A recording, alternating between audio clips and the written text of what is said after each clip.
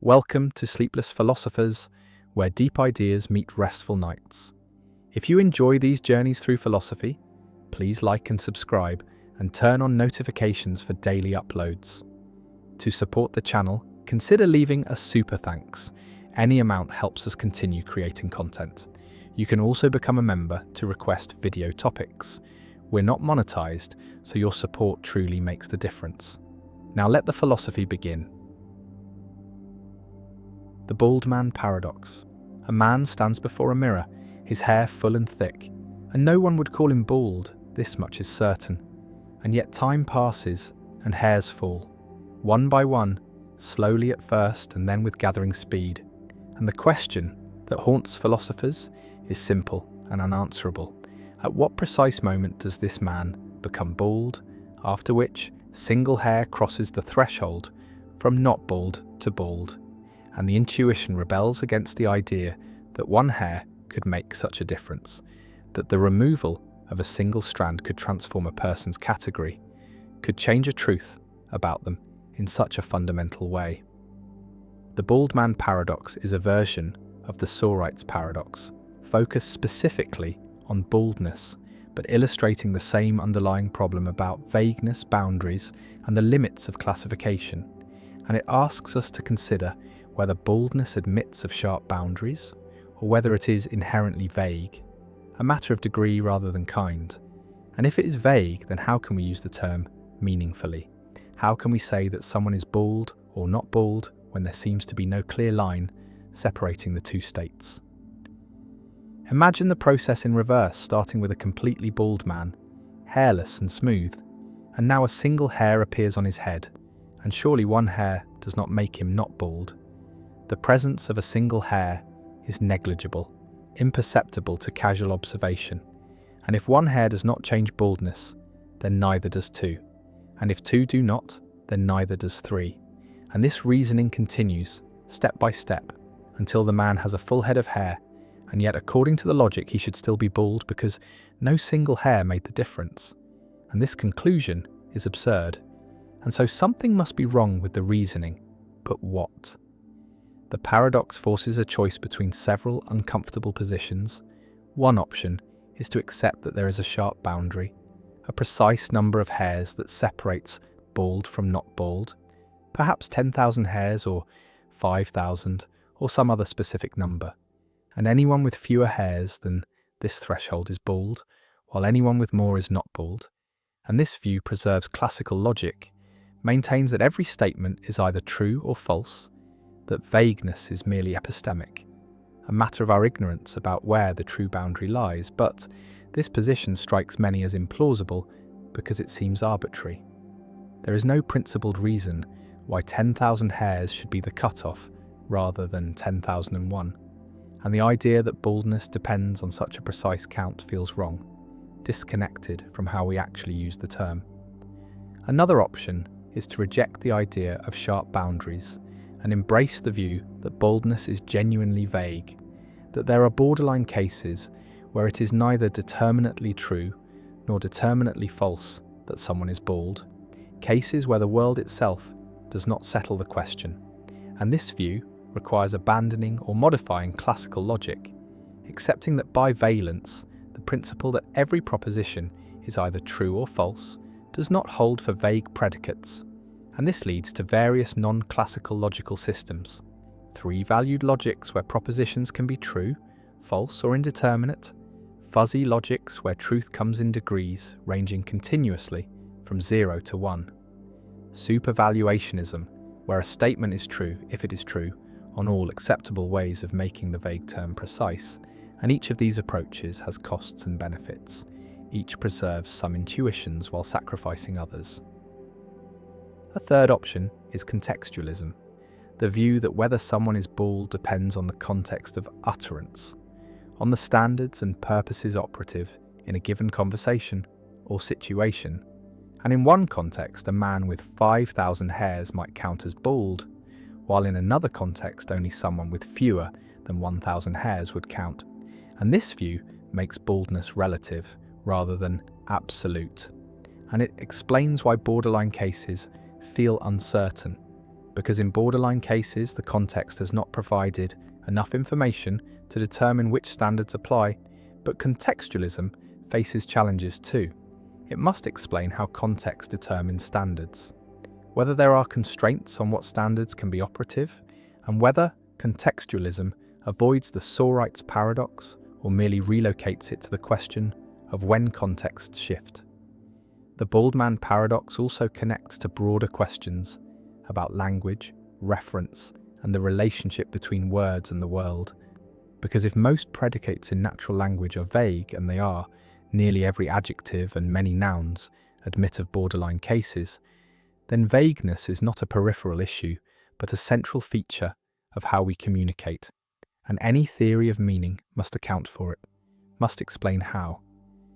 Vague terms can be useful and informative despite their lack of sharp boundaries, and must address whether vagueness is a feature of language, of thought, of the world, or of all three.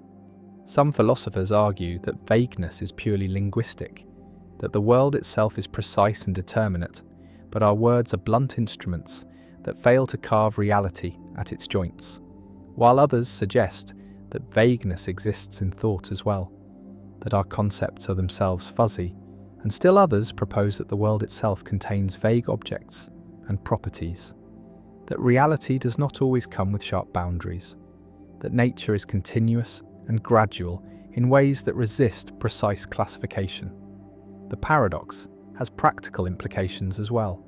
In law, where terms like reasonable and substantial and significant must be applied to real cases despite their vagueness. In medicine, where diagnostic criteria often involve thresholds that are somewhat arbitrary. In ethics, where drawing lines between permissible and impermissible actions may require confronting borderline cases where intuition provides no clear guidance. And in each of these domains, the bald man paradox is not merely an abstract puzzle, but a genuine obstacle to clear thinking and fair judgment. The paradox also raises questions about personal identity and change over time. Because if baldness is gradual, then so are many other properties, aging, growing, learning, and if there are no sharp transitions, then perhaps personal change is also vague. Perhaps there are cases where it is indeterminate whether someone is the same person they were years ago, whether they have changed in significant ways or remained essentially the same. And this connects to deeper issues about persistence, continuity, and what it means to endure through time. The bald man stands as a symbol of all borderline cases, all situations where reality resists the either-or structure of classical logic, where predicates fade gradually from clear application to clear non-application, passing through a twilight zone where truth becomes uncertain. And the paradox endures because it exposes a tension between the precision we expect from rational thought and the vagueness inherent in the world and in language, and no solution has won universal acceptance. Philosophers continue to debate whether to accept sharp boundaries, revise logic, relativize truth to context, or adopt some more radical approach.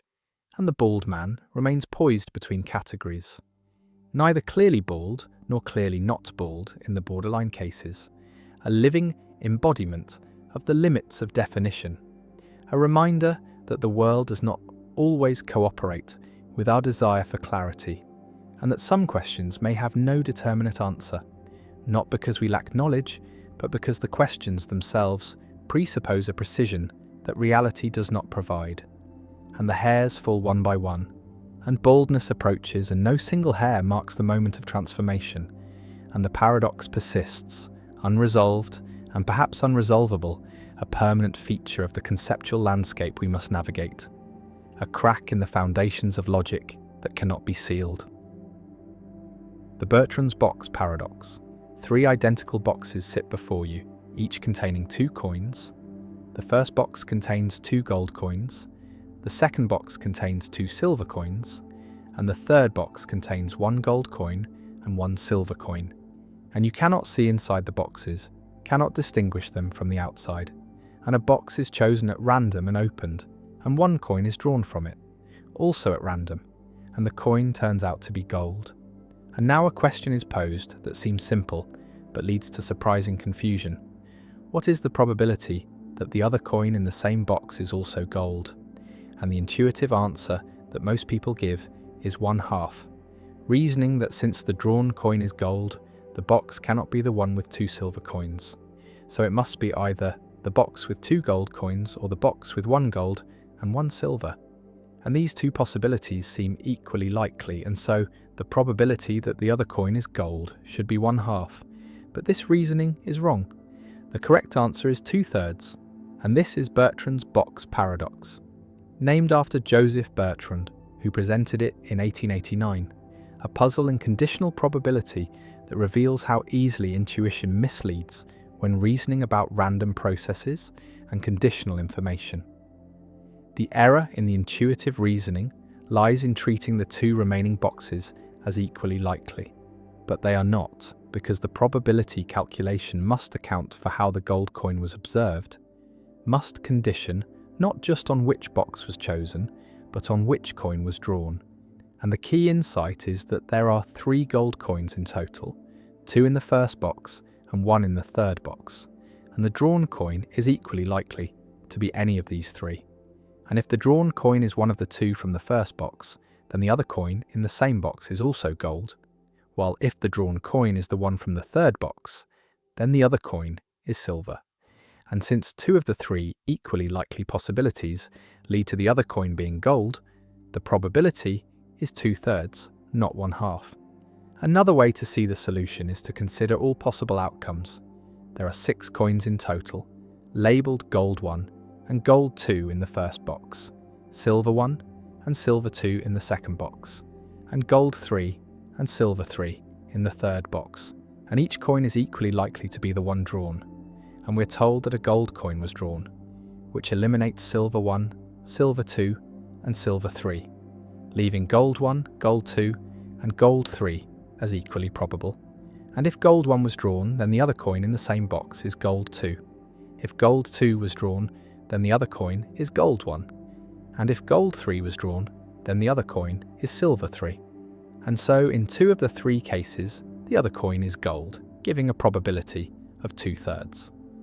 The Bertrand box paradox is structurally similar to other probability puzzles, like the Monty Hall problem and the 3 prisoners problem, where conditioning on partial information updates probabilities in non-obvious ways, where the process by which information is revealed matters as much as the content of the information, and where naive intuition fails to properly account for the structure of the problem, and the paradox illustrates the importance of specifying the sample space carefully, of identifying all possible outcomes and their probabilities, and of using Bayes' theorem or other formal tools to update probabilities rather than relying on informal reasoning.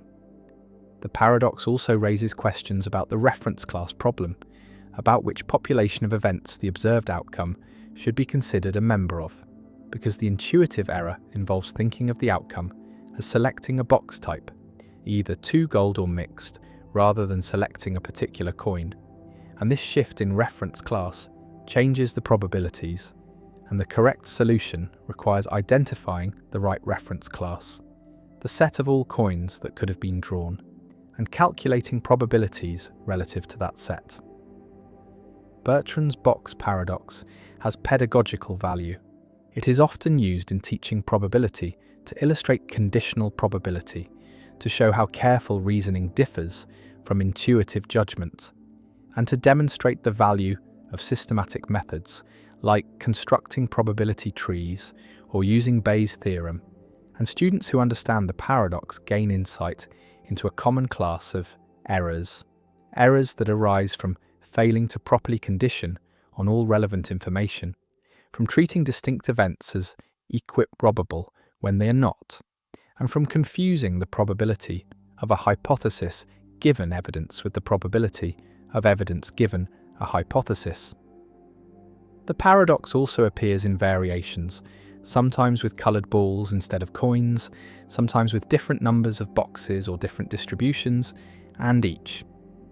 Variation tests slightly different aspects of probabilistic reasoning, But the core lesson remains the same, that conditional probabilities must be calculated carefully, that intuition is unreliable, and that formal methods are necessary to avoid systematic errors.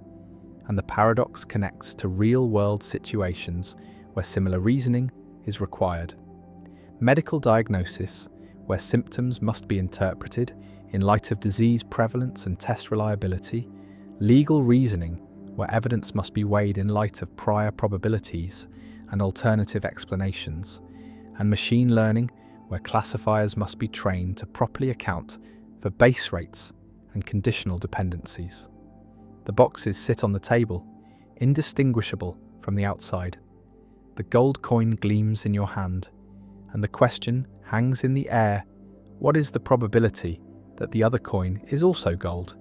And the answer, 2/3, contradicts the intuitive 1/2. And the gap between intuition and mathematics reveals something about how we reason about chance, about how we estimate probabilities, about how we update beliefs in light of evidence. And the Bertrand box paradox remains a touchstone, a simple puzzle with a surprising answer, a demonstration that probability is subtle, that conditioning changes things in non-obvious ways, and that even questions that seem straightforward can hide complexity, can require careful analysis to answer correctly. And the paradox endures as a teaching tool, a cautionary tale, a reminder that mathematical reasoning is necessary to avoid errors that intuition cannot prevent. And the gold coin sits there, evidence that shifts probabilities, information that updates beliefs, and the calculation proceeds, formal and precise, yielding 2/3, and the intuition retreats, humbled by mathematics, corrected by careful thought. And the lesson is learned again, that probability is counterintuitive, that conditional reasoning is hard, and that paradoxes like Bertrand's box serve an essential function, exposing the gaps between how we think we reason and how we actually should reason, between the quick judgments of intuition and the slow calculations of mathematics. And the boxes remain coins inside, waiting to teach the next student, to confound the next intuition, to reveal once more that chance and evidence interact in ways that defy expectation. And the paradox persists, elegant and instructive, a permanent fixture in the pedagogy of probability, a puzzle that generations of students have encountered and been surprised by, and will continue to encounter as long as probability is taught and intuition needs correction. The boy or girl paradox. A family has 2 children, and you're told that at least one of them is a boy, and the question is posed: what is the probability that both children are boys? And the intuitive answer is 1/2, because the other child is either a boy or a girl with equal probability, but this reasoning is incorrect. The actual probability is 1/3. And this is the boy or girl paradox, a puzzle in conditional probability that has generated confusion and debate for decades, with different versions yielding different answers depending on exactly how the information is obtained and what assumptions are made about the selection process. The solution proceeds by considering all possible, equally likely combinations of 2 children. There are 4 possibilities: boy-boy, boy-girl, girl-boy, girl-girl, and girl-girl, where the order matters because the first child and second child are distinct, even if both are boys or both are girls. And if we are told that at least one child is a boy, then the girl-girl possibility is eliminated, leaving 3 equally likely cases: boy-boy, boy-girl, and girl-boy. And only in one of these 3 cases are both children boys, and so the probability is 1/3, not 1/2. The paradox arises because the conditioning statement, at least one is a boy, is not the same as knowing the gender of a specific child. If instead we are told that the older child is a boy, or the younger child is a boy, then the probability that both are boys becomes 1/2, because we are conditioning on a specific child being a boy rather than on the existential claim that at least one child somewhere in the family is a boy. And this distinction, subtle as it seems, makes a crucial difference to the probability calculation. The boy or girl paradox has many variations that probe the boundaries of the problem and reveal how sensitive the answer is to the exact specification of the scenario. One famous variant involves meeting a man who says he has 2 children, and one of them is a boy named Tuesday, meaning the boy was born on a Tuesday, and this additional information about the day of the week changes the probabilities in a surprising way, because it reduces the number of scenarios consistent with the statement, and the probability that both children are boys increases from 1/3 to 13/27. And this result seems bizarre, seems like the day of the week should be irrelevant, but the mathematics is sound. The additional specificity affects the conditional probabilities. Another variation asks, what if you meet a man with 2 children, and you see one of them, a boy? Does this change the answer? And the answer is yes. Seeing a specific boy is different from being told that at least one child is a boy, because seeing introduces selection effects. You are more likely to see a boy in families with 2 boys than in families with 1 boy, and so the probability calculation must account for the process by which the information was obtained, and different processes lead to different answers. And this sensitivity to selection effects is a general feature of conditional probability problems. And it explains why the boy or girl paradox has multiple defensible answers depending on the scenario. The paradox connects to the reference class problem and to debates about the principle of indifference, because applying the principle of indifference requires specifying a reference class, a set of equally likely outcomes, and different choices of reference class lead to different probability assignments. And in the boy or girl paradox, the reference class could be families with at least 1 boy, or it could be situations where someone tells you that at least 1 child is a boy. And these are different reference classes with different probabilities. And there is no neutral or obvious way to choose between them without more information about how the scenario is set up. The paradox also raises questions about the interpretation of probability statements in natural language, because phrases like "at least one is a boy" can be interpreted in different ways, as a statement about the existence of a boy in the family, as a statement about what someone knows or has observed, or as a statement about what information has been communicated, and each interpretation leads to different formal models and different probability calculations. And this ambiguity in natural language is a source of many probability paradoxes, where the mathematical answer depends on details that are not fully specified in the informal statement of the problem. Bayesian statisticians and frequentists also interpret the paradox differently.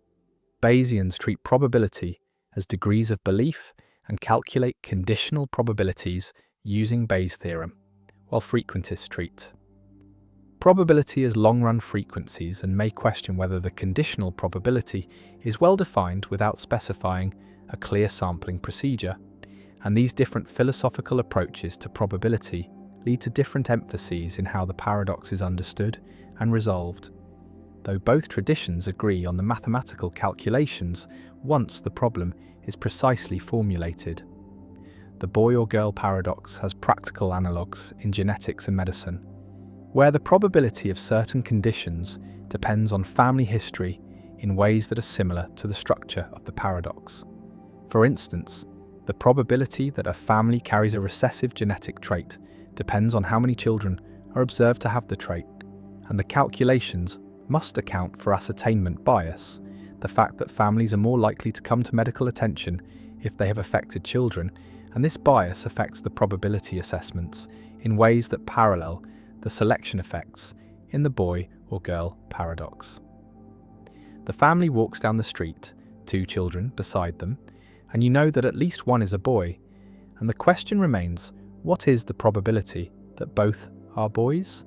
And the answer depends on how you came to know this fact, on whether you asked about a specific child or about any child, on whether you saw a boy or were merely told that at least one exists, and each variation of the scenario changes the answer, shifts the probabilities, reveals that conditional probability is sensitive to context, to process, to the mechanisms by which information is acquired and communicated, and the paradox persists as a puzzle, as a teaching tool, as a demonstration of how subtle probability can be, how carefully problems must be formulated, how easily intuition can mislead. And the boy walks ahead, evidence of his existence, shifting probabilities, conditioning beliefs, and the mathematics unfolds, precise and unforgiving, calculating 1/3 or 1/2 or 13/27, depending on the details, and the intuition struggles to keep up, struggles to grasp why the day of the week matters, why seeing is different from being told, why reference classes and selection effects have such profound impacts on what should be simple questions, and the paradox endures, unsettled in the sense that people continue to disagree about which answer is correct for which version, continue to debate whether the problem is well posed, continue to find new variations that test the boundaries of conditional probability, and the family continues walking. The boy or boys or boy and girl continue existing, and the question remains open, answerable only when the scenario is specified with enough precision to eliminate ambiguity, to fix the reference class, to determine the selection process, and until then, the paradox lives on.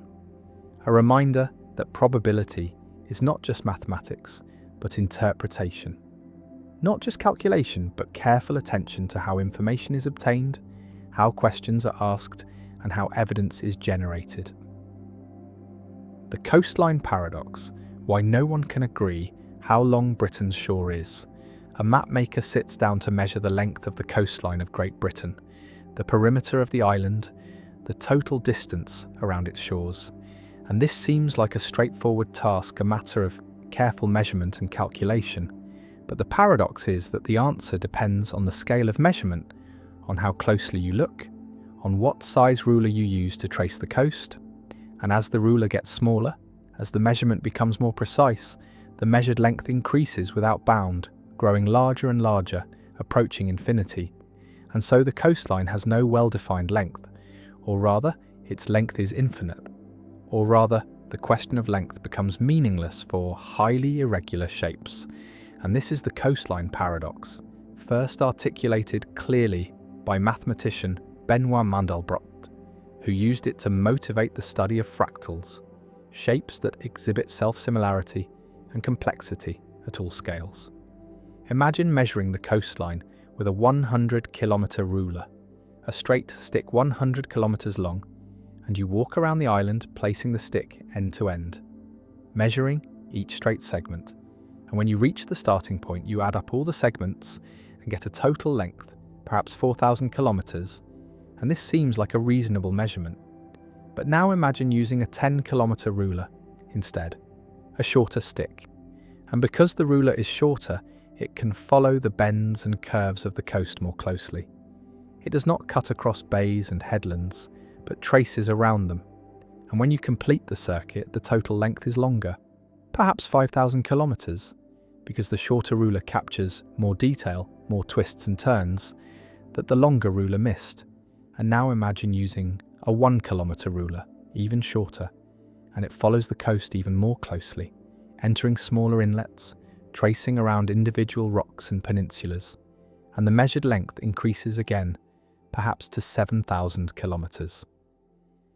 Continue this process using shorter and shorter rulers, a 100-meter ruler, a 10-meter ruler, a 1-meter ruler, and each time the measured length increases, because each shorter ruler reveals new details, new irregularities, new ins and outs that the previous ruler smoothed over, and the coastline is fractal-like, exhibiting structure at every scale. Every time you zoom in, you find new complexity, new bays within bays, new peninsulas jutting from peninsulas. And so there is no scale at which the coast becomes smooth, no level of detail at which further refinement stops revealing new length. And if you continue to arbitrarily, small rulers, measuring every pebble, every grain of sand, every molecule, the measured length grows without limit, approaching infinity. And so, the coastline paradox concludes that the coastline has infinite length. Or more carefully, that the concept of length as traditionally defined does not apply to highly irregular curves like coastlines. Mandelbrot used this paradox to introduce fractals, geometric shapes characterized by self-similarity and non-integer dimension. And he showed that coastlines, along with many other natural shapes like clouds, mountains, rivers and trees, are better described by fractal geometry than by traditional Euclidean geometry. And fractals have a property called fractal dimension, a number that quantifies how much space the shape fills. And for a smooth curve, the dimension is 1. For a surface, the dimension is 2. But for fractals, the dimension can be a non-integer, like 1.2 or 1.5, indicating that the shape is more than a line, but less than a surface. And coastlines typically have fractal dimensions between 1 and 2, reflecting their intricate, space-filling character. The paradox has practical implications for geography and cartography, because if coastline length depends on measurement scale, then different measurements will give different answers.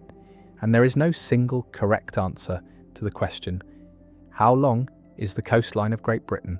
The answer depends on what resolution of map you use, on what level of detail you include, and different countries and agencies use different conventions, sometimes specifying a minimum feature size or a standard ruler length. But these conventions are arbitrary, and different conventions give different lengths. And so coastline length is not an intrinsic property of the coastline, but a relational property that depends on the measurement method.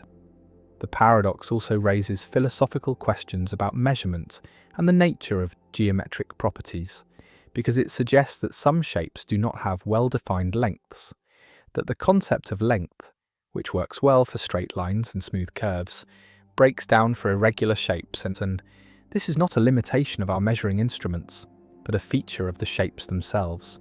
And this raises the question of whether length is a fundamental property of all curves, or whether it is a concept that applies only to sufficiently regular curves. And fractals fall outside the domain where traditional geometric concepts apply. Visualize the coast as an infinitely jagged line, with bays and headlands at every scale. Zoom in on a section and you see smaller bays and headlands. Zoom in again and you see even smaller ones. And this pattern repeats forever. There is no smooth coastline at any level of magnification, only more and more detail, and so tracing the coast means following an infinitely intricate path, and the length of an infinitely intricate path is infinite. And this is the essence of the paradox, that complexity at all scales produces infinite length, that irregular shapes are fundamentally different from regular shapes, and that traditional geometry is inadequate to describe them. The coastline paradox also appears in other contexts, in measuring the length of borders between countries, in measuring the perimeter of cells or the surface area of lungs, both of which exhibit fractal-like structure with increasing detail at smaller scales. And in all these cases, the measured value depends on the scale of measurement, and there is no single correct answer, only a family of answers indexed by measurement resolution.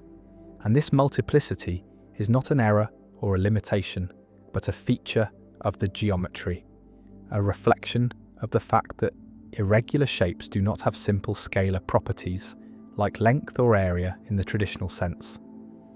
The mapmaker gives up, unable to provide a single definitive number for the coastline length, or provides multiple numbers with caveats about measurement scale, and the coastline stretches around the island, infinitely detailed, infinitely long if measured with infinite precision, and the paradox remains a reminder that geometry is more complex than Euclid imagined, that natural shapes do not conform to circles and straight lines, that measurement depends on scale, and that some questions like how long is the coastline do not have simple answers, and Mandelbrot's fractals provide a framework for understanding this complexity, for describing and quantifying irregular shapes, and for recognizing that the world is full of structures that are neither one-dimensional nor two-dimensional, but somewhere in between. And the paradox endures, a touchstone in fractal geometry, a demonstration that infinity appears not just in abstract mathematics, but in concrete measurements of real physical objects, and the coastline remains, jagged and intricate, defying simple measurement, a natural fractal that reveals the limits of traditional geometry and the need for new mathematical tools to capture the complexity of the world. The Ellsberg paradox. An urn contains 90 balls, 30 of which are red, and 60 of which are some mix of black and yellow, but the exact proportions of black and yellow are unknown. The 60 non-red balls could be all black, all yellow, or any combination, and you are offered a series of bets, and the choices you face reveal a pattern of preferences that violates the standard axioms of rational decision theory. And this is the Ellsberg paradox, named after Daniel Ellsberg, who presented it in 1961. And the paradox demonstrates that people systematically prefer known probabilities to unknown probabilities, exhibiting what is called ambiguity aversion, a tendency to avoid situations where the probabilities are uncertain, and this preference pattern cannot be accommodated by expected utility theory, which requires that rational agents have well-defined subjective probabilities for all events and choose actions that maximize expected utility, calculated using these probabilities. The first bet involves choosing between two options. Bet A pays if a red ball is drawn, and bet B pays if a black ball is drawn. And most people prefer bet A, preferring to bet on red, where the probability is known to be 30 out of 90, 1/3, rather than betting on black, where the probability is unknown, could be anything from 0 to 60 out of 90. And this preference seems reasonable, seems to reflect a cautious attitude toward uncertainty, a desire to avoid ambiguity. The second bet offers a choice between bet C, which pays if a red or yellow ball is drawn, and bet D, which pays if a black or yellow ball is drawn, and most people prefer bet D, preferring to bet on black or yellow, where the combined probability is known to be 60 out of 90, 2/3, rather than betting on red or yellow, where the probability depends on the unknown proportion of yellow balls. The paradox emerges when these two preferences are combined, because preferring bet A to bet B suggests that the person believes red is more likely than black, that they implicitly assign a higher subjective probability to red, and preferring bet D to bet C suggests that they believe black or yellow is more likely than red or yellow, which implies that black is more likely than red. And these two beliefs are contradictory. If red is more likely than black, then red or yellow should be more likely than black or yellow, given that both involve adding the same unknown proportion of yellow. And so the preference pattern violates the sure thing principle, the axiom that if you prefer X to Y when some event E occurs, and you also prefer X to Y when E does not occur, then you should prefer X to Y unconditionally, regardless of whether you know whether E occurred. The Ellsberg paradox cannot be explained by standard subjective probability theory, because any consistent assignment of subjective probabilities to red, black, and yellow would make the preference for A over B incompatible with the preference for D over C. And so the pattern reveals that people do not have well-defined subjective probabilities for ambiguous events, or that they do not maximize expected utility using those probabilities, and instead they exhibit a preference for known over unknown probabilities, a violation of the completeness axiom of decision theory, which requires that agents must be able to compare all options and have a preference or be indifferent between them.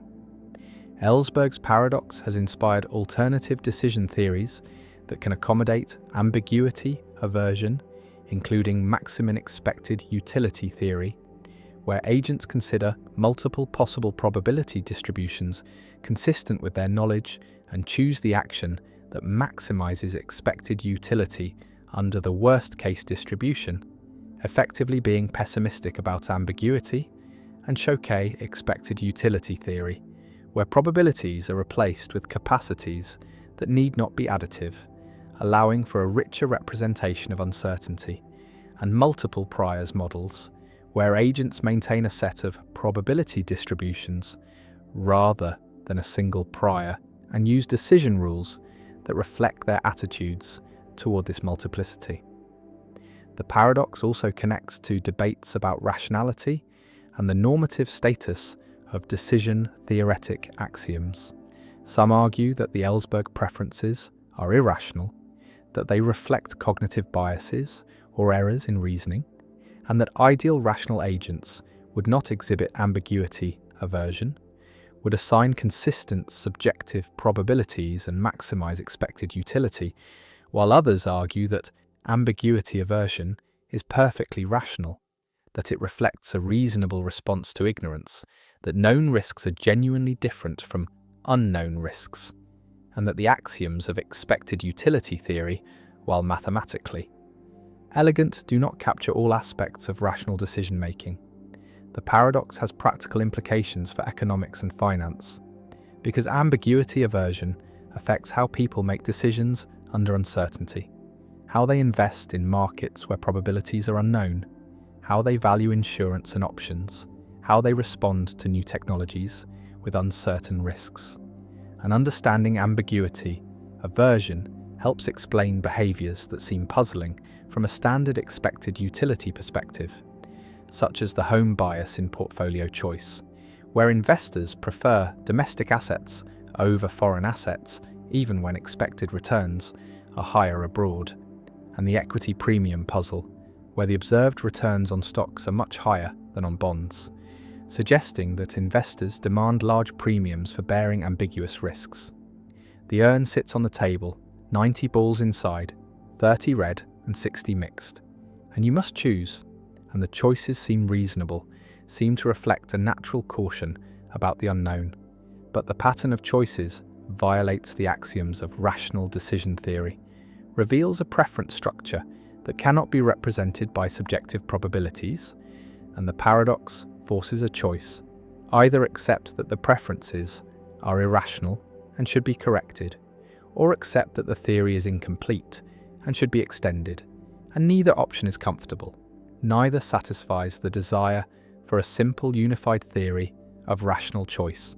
And so the Ellsberg paradox remains, a challenge to orthodoxy, a puzzle that resists easy resolution, a demonstration that human decision-making is more complex than the elegant mathematics of expected utility suggests, and the ambiguity persists.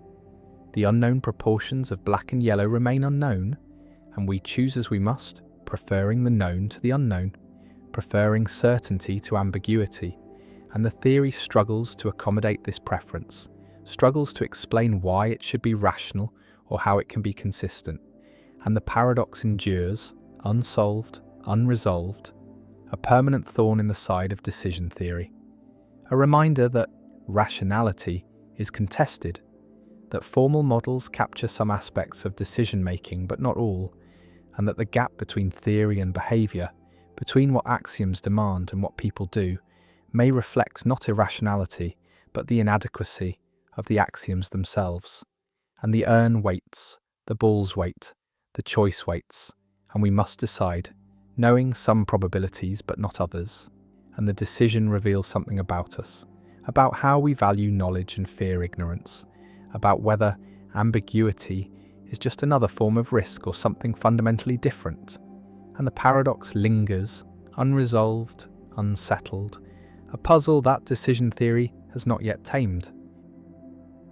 The fat man variant, when pushing someone off a bridge, becomes murder. The runaway trolley races toward 5 people bound to the tracks, the same setup as before, but now there is no lever, no switch to pull, no way to divert the trolley onto another track, and you stand on a footbridge directly above the tracks, watching the trolley approach, and next to you stands a very large person, large enough and heavy enough that if they fell onto the tracks, their body would stop the trolley, would derail it or bring it to a halt, saving the 5 people below, but killing the large person instantly. And you could push this person, could place your hands on their back and shove them over the railing, and they would fall, and the trolley would stop, and 5 lives would be saved at the cost of 1. And the numbers are identical to the original trolley problem. 5 saved and 1 killed, but the method is different. And this difference makes most people recoil, makes them say no, I would not push, even though the consequence is the same as pulling the lever in the original case. And this asymmetry is the heart of the Fat Man variant, sometimes called the footbridge problem, a thought experiment that probes our moral intuitions about direct versus indirect harm, about using people as means versus affecting them as side effects, and about the limits of consequentialist reasoning. Imagine yourself on the bridge, the large person standing peacefully beside you, unaware of the danger below, and you know that pushing them will save 5 lives. The calculus is clear: 1 death versus 5 deaths. And if outcomes are all that matter, then pushing is required, is morally obligatory, is the obviously right choice. But your hands hesitate. Your body resists because pushing feels like murder, feels like killing, feels fundamentally wrong in a way that pulling a lever does not. And this feeling, this visceral moral reaction, reveals something about how we think about ethics, reveals that we distinguish between different ways of bringing about the same result, that the means matter, not just the ends, that how we save lives affects whether saving them is permissible. The distinction centres on intentionality and instrumentalisation. In the original lever case pulling, the lever diverts the trolley, and the one person on the sidetrack dies as an unfortunate consequence. Their death is foreseen, but not intended. You are not trying to kill them. You are trying to redirect the trolley, and their presence on the track is almost incidental. If they were not there, the trolley would still be diverted and the 5 would still be saved, whereas in the Fat Man case, pushing the person is specifically intended to use their body as an obstruction.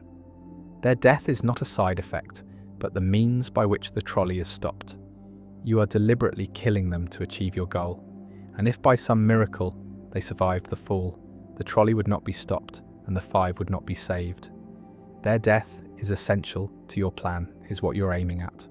And this makes the act feel more like murder, more like treating a human being as a mere object, as a tool to be used and discarded.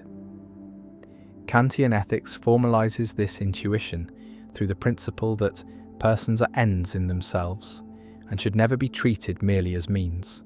And pushing the large person treats them as a mere means, uses their body without their consent to achieve a goal, reduces them to an instrument.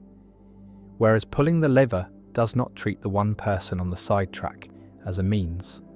They are harmed as a side effect, but not used, not instrumentalized. And this distinction, Kantians argue, is morally crucial, marks the line between permissible and impermissible killing. And the Fat Man variant falls on the wrong side, is impermissible because it uses a person, violates their dignity, treats them as less than fully human. Consequentialists reject this reasoning, argue that the distinction between intended and foreseen harm is morally irrelevant, that what matters is the result: 5 lives saved and 1 life lost. And whether the one person is killed as a means or as a side effect makes no difference to the outcome, makes no difference to the people involved. The large person dies either way. The 5 people are saved either way, and refusing to push means accepting 5 deaths to avoid 1, means valuing squeamishness or abstract principles over actual lives. And this seems absurd, seems like letting moral theory override common sense. And consequentialists argue that in extreme cases, in genuine life or death dilemmas, the right action is the one that minimizes harm, maximizes welfare, saves the most lives. And any principle that forbids this is flawed, is giving too much weight to feelings and not enough to results. Visualize the large person standing on the bridge. They have thoughts, feelings, plans, loved ones, a life with value and meaning. And you're contemplating ending that life, snuffing it out. Not in self-defense, not as punishment, but as a tool to save others. And this feels different from pulling a lever. Feels more intimate, more violent, more like hands-on killing. And psychological research confirms this. People report stronger emotional reactions to the footbridge scenario.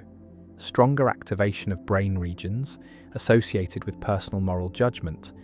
And this emotional response is not irrational or mere squeamishness, but reflects deep moral intuitions about personal agency, about the wrongness of directly causing harm to an individual, about the sanctity of bodily autonomy. The Fat Man variant also raises questions about consent and voluntariness, because the large person has not volunteered to be sacrificed, has not consented to being used as a trolley stopper, and using their body without permission violates autonomy, violates the principle that competent adults have the right to control what happens to their own bodies. And this is true even if using them would save lives, even if the overall outcome would be better, because respecting autonomy means allowing people to refuse to help.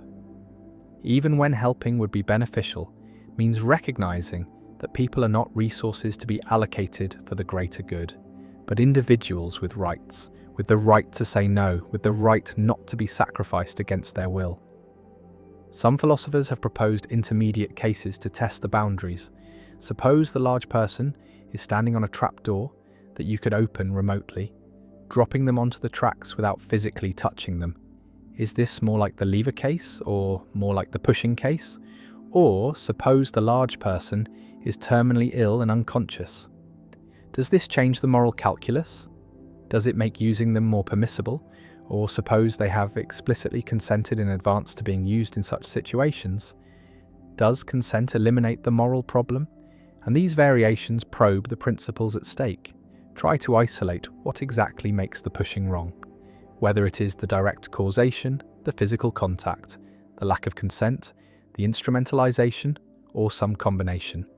And different moral theories give different answers, diagnose the wrongness differently, and the variant becomes a tool for testing ethical theories, for exposing their commitments and seeing where they lead. The footbridge stands above the tracks. The large person breathes beside you unaware. The trolley approaches and the 5 people below are oblivious to their doom. And you must decide, push or do not push, kill or let die, violate one person's rights, or allow 5 people to perish.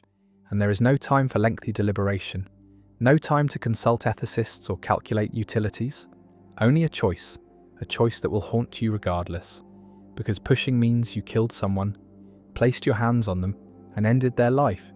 And not pushing means 5 people died who could have been saved. And either way, the weight is crushing. The responsibility immense, and the Fat Man variant offers no comfort, no resolution, only the stark presentation of a choice that reveals the limits of moral theory, the inadequacy of simple principles, the irreducible difficulty of cases where values conflict, where any action involves loss, and the problem remains. A thought experiment that disturbs, that challenges, that refuses to yield easy answers, and that reminds us that morality is not a puzzle with solutions, but a practice requiring wisdom, courage, and the willingness to live with choices that are never fully justified, never free of doubt, never untainted by the recognition that whatever we do, someone suffers, and we are responsible. The free rider problem: why nobody pays for what everyone wants. A community needs a public good, needs streetlights perhaps, or clean air or national defence, and this good has a special property. It is non-excludable. Once provided, it is available to everyone, regardless of whether they contributed to its provision, and it is non-rivalrous. One person's use does not reduce availability for others. And these properties create a problem. Create incentives for free riding, for enjoying the benefits without bearing the costs, and each individual reasons that their contribution is small, is negligible, will not determine whether the good is provided, and so they can free ride, can enjoy the streetlights, whether they pay or not. And since paying is costly, and the good will be provided or not, regardless of their individual contribution, it is individually rational to free ride. And if everyone reasons this way, then no one contributes. The good is not provided, and everyone is worse off than if everyone had contributed. And this is the free rider problem, a fundamental challenge in public economics, a demonstration that voluntary provision of public goods is difficult, tends toward under-provision, and solving the problem requires mechanisms that make contribution individually rational, requires collective action, requires institutions that enable groups to provide goods that individuals cannot or will not provide voluntarily. And the free rider problem explains why governments exist, why taxation is necessary, why voluntary charity is insufficient for providing public goods. And the problem remains central to political philosophy, to debates about the role of government, to questions about when collective coercion is justified. Imagine a neighbourhood deciding whether to install streetlights, and the lights would benefit everyone, would make the streets safer, would be valued by all residents. And suppose the lights cost $100 per household, and each household values the lights at $150. So collectively, the benefit exceeds the cost. Provision is efficient, but each household faces a decision: contribute or free ride. And the calculation is straightforward. If enough others contribute, the lights will be installed regardless of whether I contribute.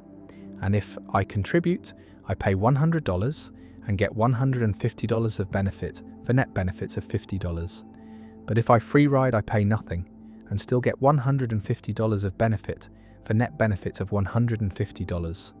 So I am better off free riding, and if not enough others contribute, then the lights will not be installed regardless of whether I contribute. And if I contribute, I pay $100 and get nothing because the lights are not installed. And if I free ride, I pay nothing and get nothing. So I am no worse off free riding, and in both cases, free riding dominates contributing. And since every household reasons this way, no one contributes, the lights are not installed, and everyone loses the net benefit they could have had. And this is the free rider problem. The free rider problem demonstrates that individual rationality can lead to collective inefficiency, that goods which everyone wants can fail to be provided because no individual has incentive to contribute, and the problem is structural, is inherent in the properties of public goods, and cannot be solved by appealing to altruism or social responsibility, because even small amounts of altruism are insufficient, because as long as some people free ride, the burden on contributors increases, and this creates resentment, undermines cooperation, and voluntary provision tends to fail.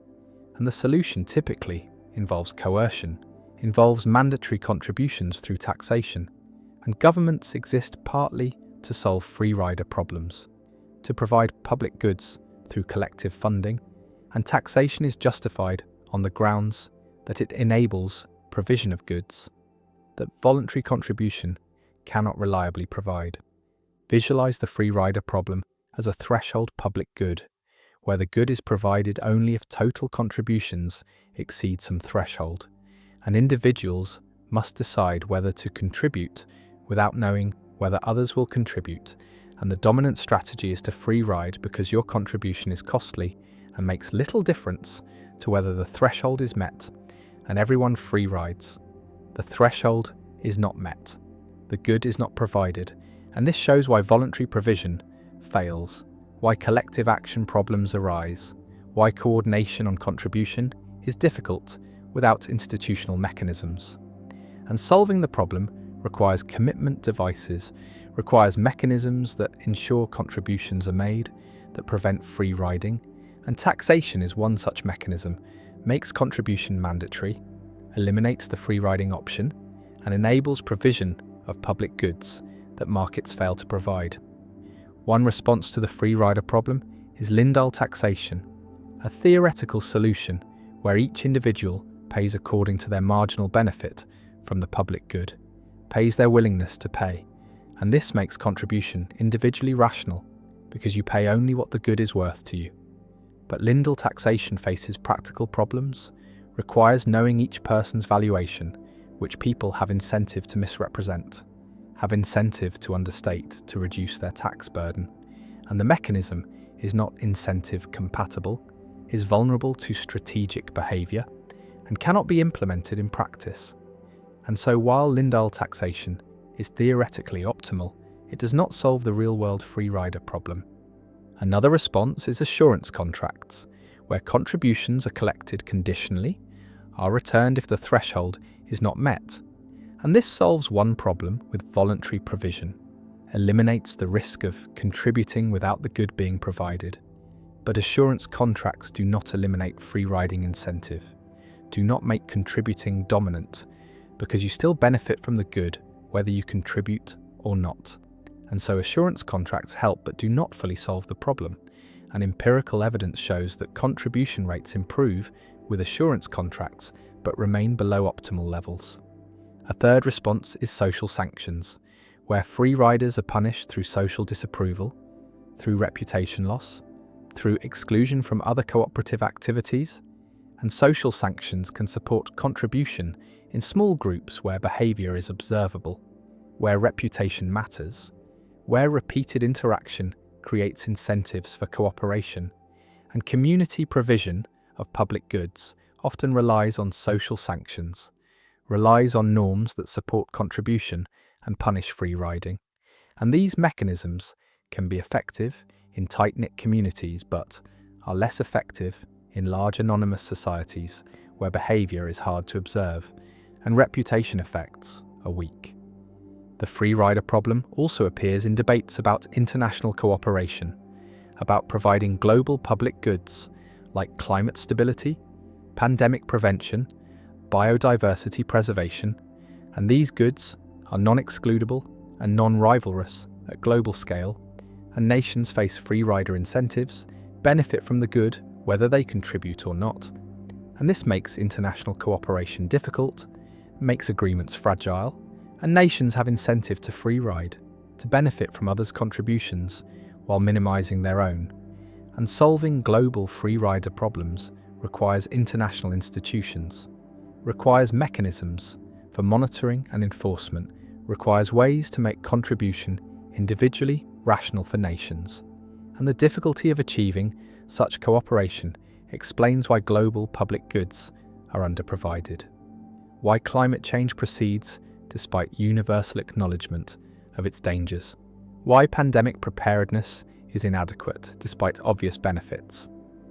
The problem also raises philosophical questions about political obligation, about whether citizens have duties to support public goods, whether taxation is legitimate coercion or justified contribution, and libertarians argue that taxation for public goods is problematic, violates individual rights, and anarcho-capitalists argue that even genuine public goods should be provided voluntarily or not at all, while social democrats argue that taxation is justified to solve collective action problems, is necessary for provision of goods that voluntary mechanisms cannot reliably provide, and the debate turns on whether the free rider problem justifies coercion, whether preventing free riding is sufficient reason to impose mandatory contributions, and different political philosophies answer differently.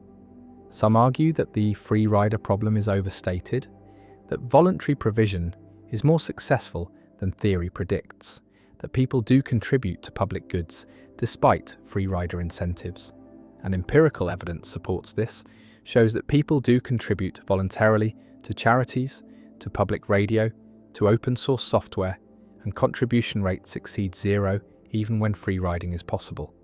And this suggests that people are not purely self-interested, have preferences for fairness, for contributing to collective goods, for avoiding being seen as free riders, and behavioral economics explains these patterns through social preferences, through conditional cooperation, through warm glow effects from giving, and while voluntary provision remains below optimal levels, it is not zero, and this shows that humans are more cooperative than pure economic theory predicts. But it does not eliminate the free rider problem, does not make voluntary provision reliably sufficient, and government provision remains necessary for most public goods. The streetlights remain dark, the clean air remains polluted, the defence remains unprovided, and everyone wishes for the public good, but no one contributes. Everyone free rides, everyone waits for others to pay, and the good is not provided, and the free rider problem persists as one of the fundamental challenges in political economy, remains a justification for government, remains a reason why taxation exists, why collective provision is necessary, and the problem shows that markets fail for public goods, that voluntary mechanisms are insufficient, that individual rationality leads to collective inefficiency, and solving the problem requires institutions, requires mechanisms that make contribution mandatory or that change incentives to make contribution rational, and without such mechanisms, public goods are underprovided. Remain goods that everyone wants but nobody provides, and the free rider problem endures. The grandfather paradox. Time travel has long been a staple of science fiction, a dream of visiting the past or glimpsing the future. But woven into this fantasy is a logical nightmare that has haunted physicists and philosophers alike. And this is the grandfather paradox, a thought experiment that questions whether travelling backward in time could ever be possible without creating contradictions that tear reality apart. Imagine a person who builds a time machine and travels back to a point before their own birth, and while in the past this person encounters their grandfather as a young man, before he has met the traveller's grandmother, before any children have been conceived, and in a moment of recklessness or malice or accident, the time traveller kills their grandfather. The question that follows is immediate and devastating. If the grandfather dies before fathering any children, then the time traveller's parent is never born.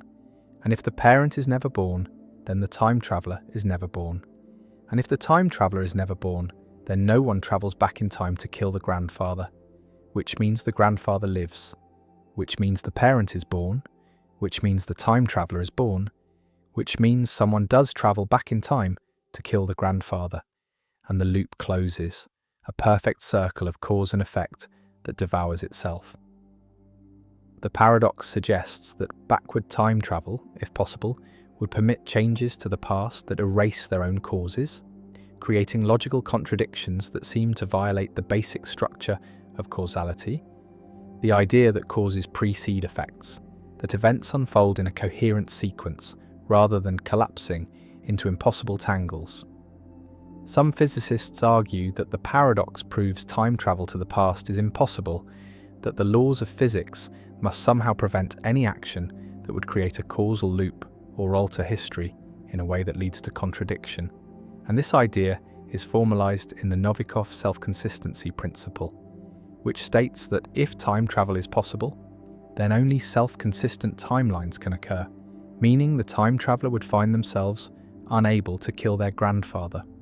No matter how hard they tried, the gun would jam, the traveler would hesitate, something would always intervene to preserve consistency. Others propose the many worlds interpretation, suggesting that when the time traveler kills their grandfather, they create a branching timeline, a parallel universe where the grandfather dies and the traveler is never born in that branch, while in the original timeline, everything continues as before. And so no true paradox arises because the timelines never contradict each other. They simply diverge. Still others embrace the idea that time is not a single linear path, but a more complex structure, a block universe where past, present, and future all exist simultaneously, and where time travel is simply movement through a fixed four-dimensional landscape. And in such a universe, the grandfather was always killed by the time traveler. The timeline was always that way. There is no changing of history because history is immutable. All events, including the time travel, are already written into the fabric of space-time. The paradox also raises questions about identity and causation, about what it means to exist, about whether effects can precede their causes, and whether the universe permits contradictions or whether reality itself enforces logical consistency as a fundamental law. The grandfather paradox remains one of the most vivid illustrations of the conceptual challenges posed by backward causation, a puzzle that blends physics with metaphysics, science with philosophy, and that forces anyone dreaming of time travel to confront the possibility that the past, once written, cannot be rewritten without unraveling the very threads that make existence coherent. The hedonistic paradox: why chasing happiness makes you miserable. Happiness is what everyone wants: pleasure and contentment and satisfaction, the good feelings that make life worth living. And hedonism is the philosophy that says pleasure is the highest good, that we should pursue happiness and avoid pain, that maximizing pleasant experiences is the rational goal of life. And this seems straightforward, seems like obvious common sense. Who would argue against seeking happiness? And yet a strange paradox emerges. The more directly you pursue happiness, the more it eludes you. The more you focus on your own pleasure, the less pleasure you actually experience. And this is the hedonistic paradox, also called the paradox of hedonism, first articulated clearly by philosopher Henry Sidgwick in the 19th century and echoed by thinkers from ancient Stoics to modern psychologists. The observation that happiness cannot be obtained by pursuing it directly, that it comes instead as a byproduct of other activities, of pursuing goals and relationships and meaningful projects that are not themselves about happiness. And the paradox reveals something deep about human psychology, about the nature of satisfaction, about how conscious desire and self-awareness can undermine the very experiences they seek. Imagine someone who decides to maximize their happiness, who reads books about pleasure, who measures their mood constantly, who makes decisions based purely on what will bring the most immediate satisfaction, choosing activities because they are supposed to be fun, spending time with people because those people are supposed to make them happy, eating foods because they are supposed to taste good. And this person is completely focused on their own hedonic state, monitoring their feelings, evaluating whether each moment is bringing sufficient pleasure.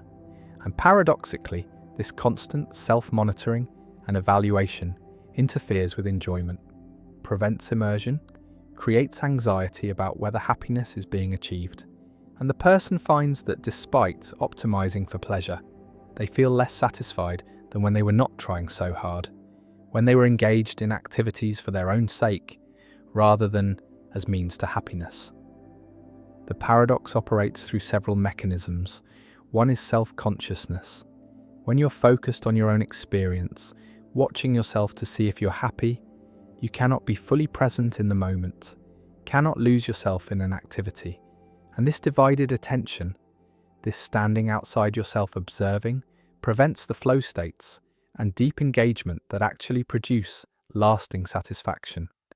Like trying to fall asleep by focusing intently on falling asleep, the effort itself becomes an obstacle, creates tension that prevents the desired state.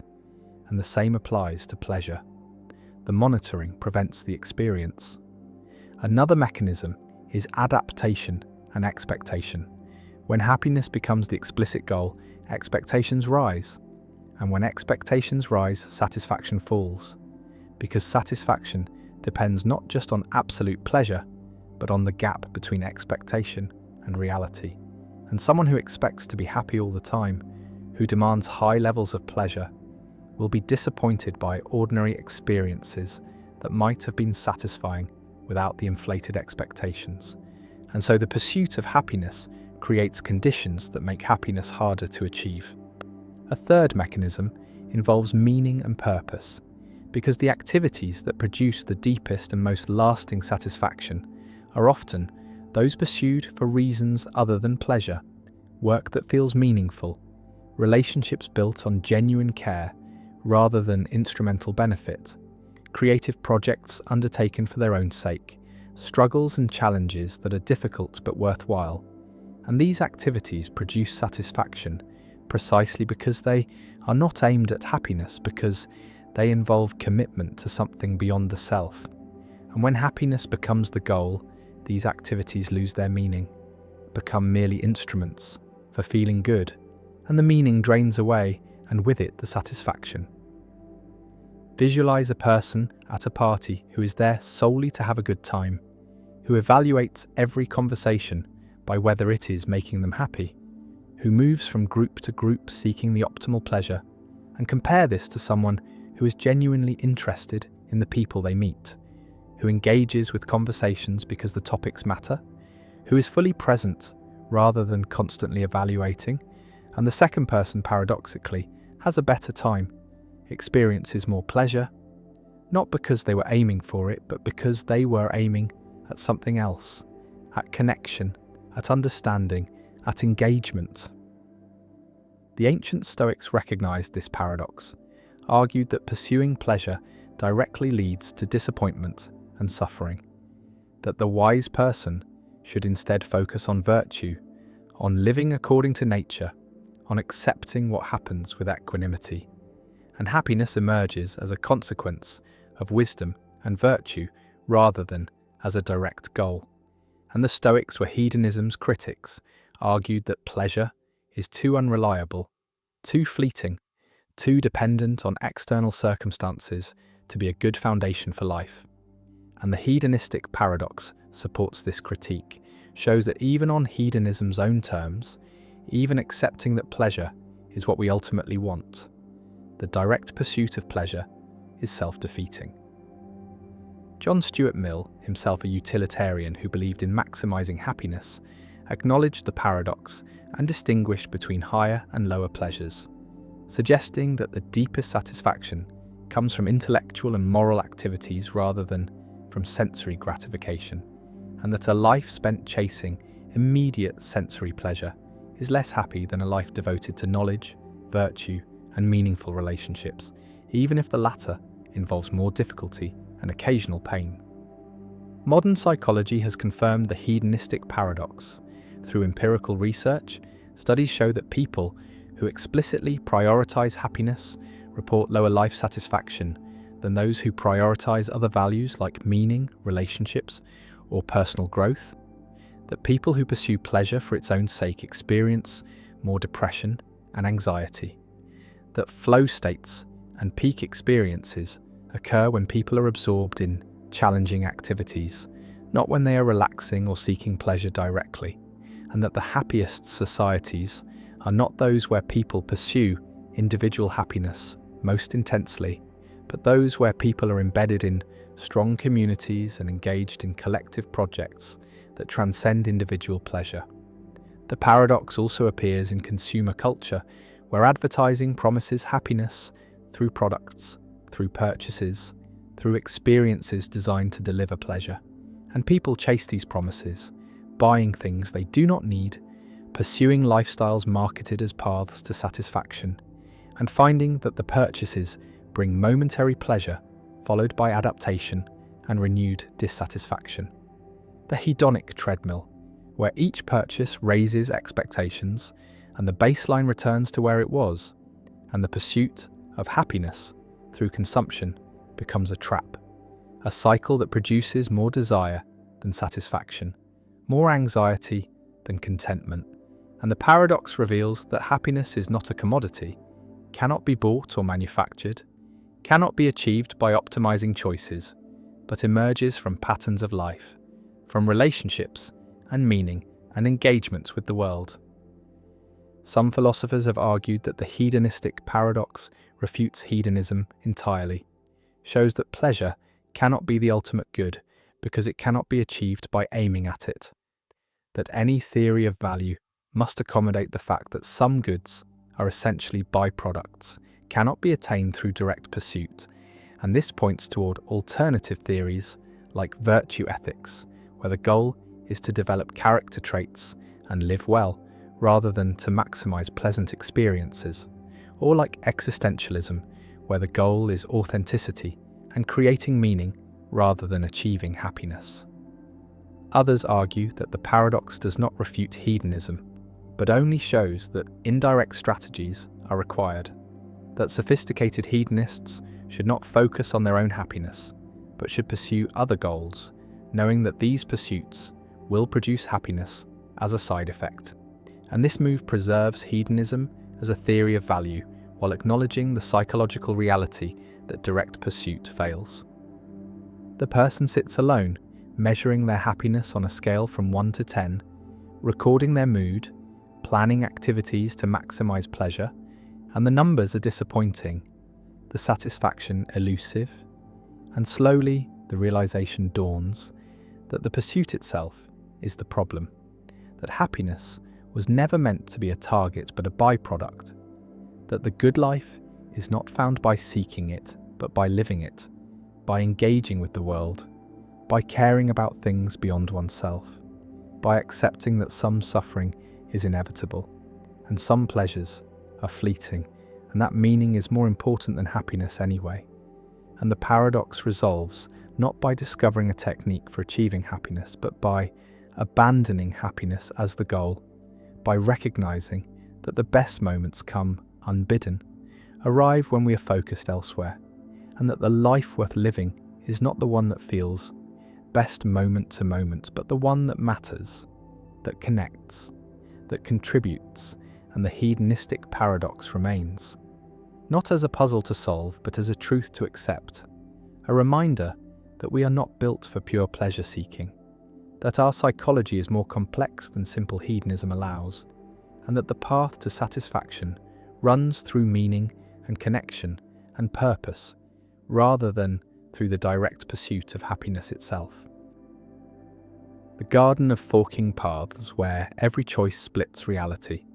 A writer imagines time as a garden of forking paths, a labyrinth where each decision creates a branching, where reality splits into multiple futures, one for each possible choice, and this image captures something deep about how we experience decision-making. We stand at forks, at moments where multiple paths lie ahead, and we choose which path to take.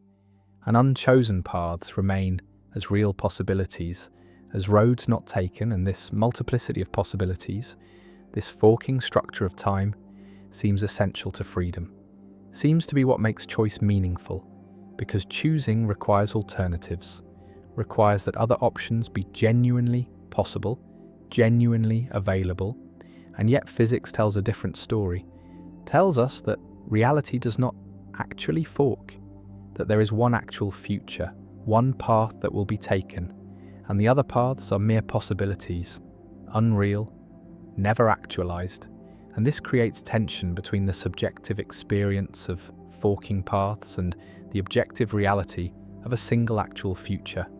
And this tension is what the Garden of Forking Paths represents. The conflict between the branching structure we experience and the linear structure physics describes. And resolving this tension requires understanding what possibilities are, whether they are real or merely epistemic, whether the Garden of Forking Paths is a feature of reality or only of our ignorance. And this is the Garden of Forking Paths problem, the question of how to reconcile freedom, which seems to require genuine alternatives, with determinism, which says only one future is possible. Imagine standing at a fork, two paths before you, and you must choose which to take, and both paths seem open, seem available, seem like real options, and you deliberate, consider reasons for each path, weigh consequences, and make a decision. And as you walk down the chosen path, you look back at the fork and see the unchosen path receding behind you. And that path represents what could have been, what might have happened. And this counterfactual, this alternative possibility seems essential to the meaning of your choice. Because if the unchosen path was never really possible, if you were always going to choose as you did, then the deliberation seems pointless, seems like theatre, and the choice seems less significant, less truly yours. And yet determinism says the unchosen path was never really possible, was never going to be actualized, was only possible in your ignorance of which path you would take. And the Garden of Forking Paths is a map of ignorance, not a map of reality, and the paths that seem to fork actually do not actually collapse to a single trajectory determined by past and laws. The Garden of Forking Paths is a metaphor from Jorge Luis Borges, from his story about a novel that represents time as forking, where every possible future exists in parallel, where the protagonist makes different choices in different branches, and all branches are real, all a part of the same story. And Borges uses this to explore ideas about time and possibility and narrative, and philosophers have adopted the metaphor to represent the libertarian view of free will. The view that when we make choices, reality genuinely branches, multiple futures exist, and our choice determines which branch becomes actual. And this contrasts with the compatibilist view, where the garden does not actually fork, where only one future was ever possible. And deliberation is about discovering which future is actual, rather than creating which future is actual. Visualize the metaphor more precisely. At each moment of choice, the timeline splits. One branch for voting for candidate A and another for voting for candidate B. And both branches are real. Both exist as genuine possibilities, and the agent's choice makes one branch actual and the other merely counterfactual. And if this picture is correct, then free will is preserved because genuine alternatives existed. But if this picture is wrong, if only one branch is real and the other is merely imagined, then free will is threatened. Then the agent never really had alternatives, never really chose between real possibilities, only discovered which possibility was actual all along. The Garden of Forking Paths connects to debates about the metaphysics of time, about whether the future is open or closed, whether future contingents have truth values, whether statements about what will happen tomorrow are true or false now, or are neither true nor false until tomorrow arrives. And open future theorists say the future is genuinely open, genuinely indeterminate. The garden genuinely forks, and multiple futures are possible, and closed future theorists say the future is already determined, already fixed. Only one future is possible, and the garden does not really fork, only appears to fork from our limited perspective. One response to the Garden of Forking Paths embraces the branching metaphor, adopts the growing block theory of time, where the past and present are real and the future is not yet real, is open, is genuinely undetermined. And as time progresses, the future becomes present and then past, and the timeline grows. And at moments of free choice, the timeline branches, multiple futures become actualized, and libertarian free will is preserved. But critics argue that this picture is inconsistent with physics, with relativity, which says that simultaneity is relative, that there is no objective present moment, and the growing block theory cannot be reconciled with relativity. And so, the Garden of Forking Paths cannot be real, is only a convenient fiction. Another response denies the branching, accepts that only one future is real, and argues that free will does not require genuine branching, does not require that unchosen alternatives be real, but only requires that the agent's choice be the determining factor in which future is actualized. And as long as the agent's deliberation and decision play a causal role, as long as the action flows from the agent's own reasons and desires, the agent is free, and the Garden of Forking Paths is an epistemic representation, a map of what might happen from the agent's perspective, but not a metaphysical reality. And this compatibilist response preserves free will without requiring genuine metaphysical branching. A third response appeals to the many worlds interpretation of quantum mechanics, where every quantum measurement causes the universe to split into multiple branches, one for each possible outcome, and all branches are real. All exist in a vast multiverse, and human choices might involve quantum processes, might cause branching at the quantum level. And so the Garden of Forking Paths is literally real, is part of the structure of quantum reality, and every choice you make creates multiple versions of you in different branches, and free will is preserved because genuine branching occurs. Though this response raises questions about which branch is you, about personal identity across branches, about whether it matters that other branches exist if you can never observe them or interact with them. The Garden of Forking Paths also appears in discussions of regret and counterfactuals, because when we regret choices, we imagine the path not taken, imagine how things would have been if we had chosen differently. And this imagining treats the unchosen path as a real possibility, as something that could have happened.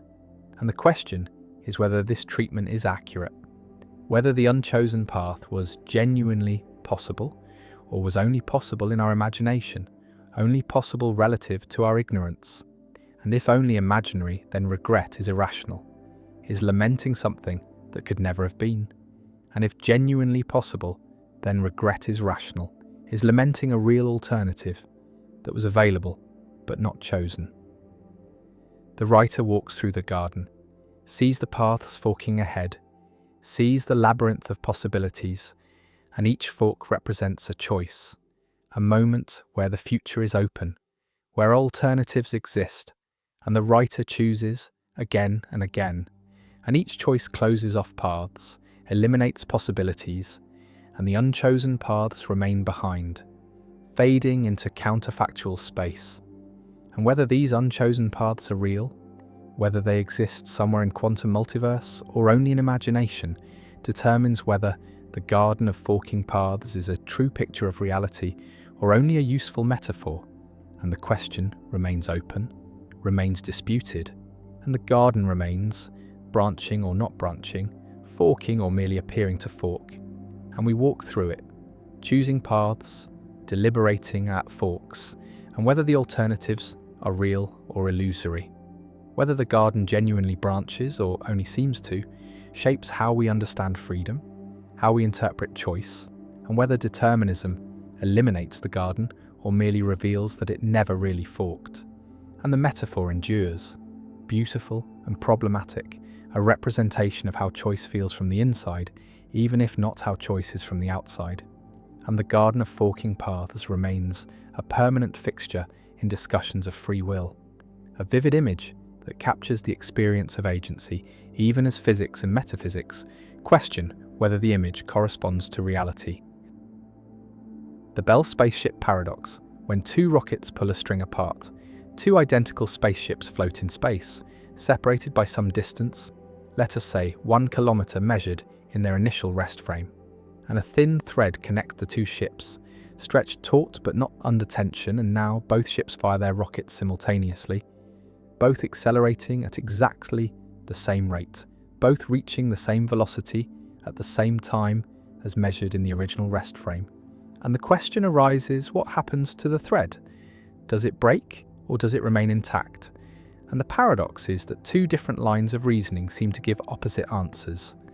One argument says the thread remains intact because both ships accelerate identically and maintain constant separation in the original rest frame, while another argument says the thread must break because of length contraction, and this is Bell's spaceship paradox, proposed by physicist John Stuart Bell to clarify misconceptions about special relativity and the nature of length contraction. Consider the first argument.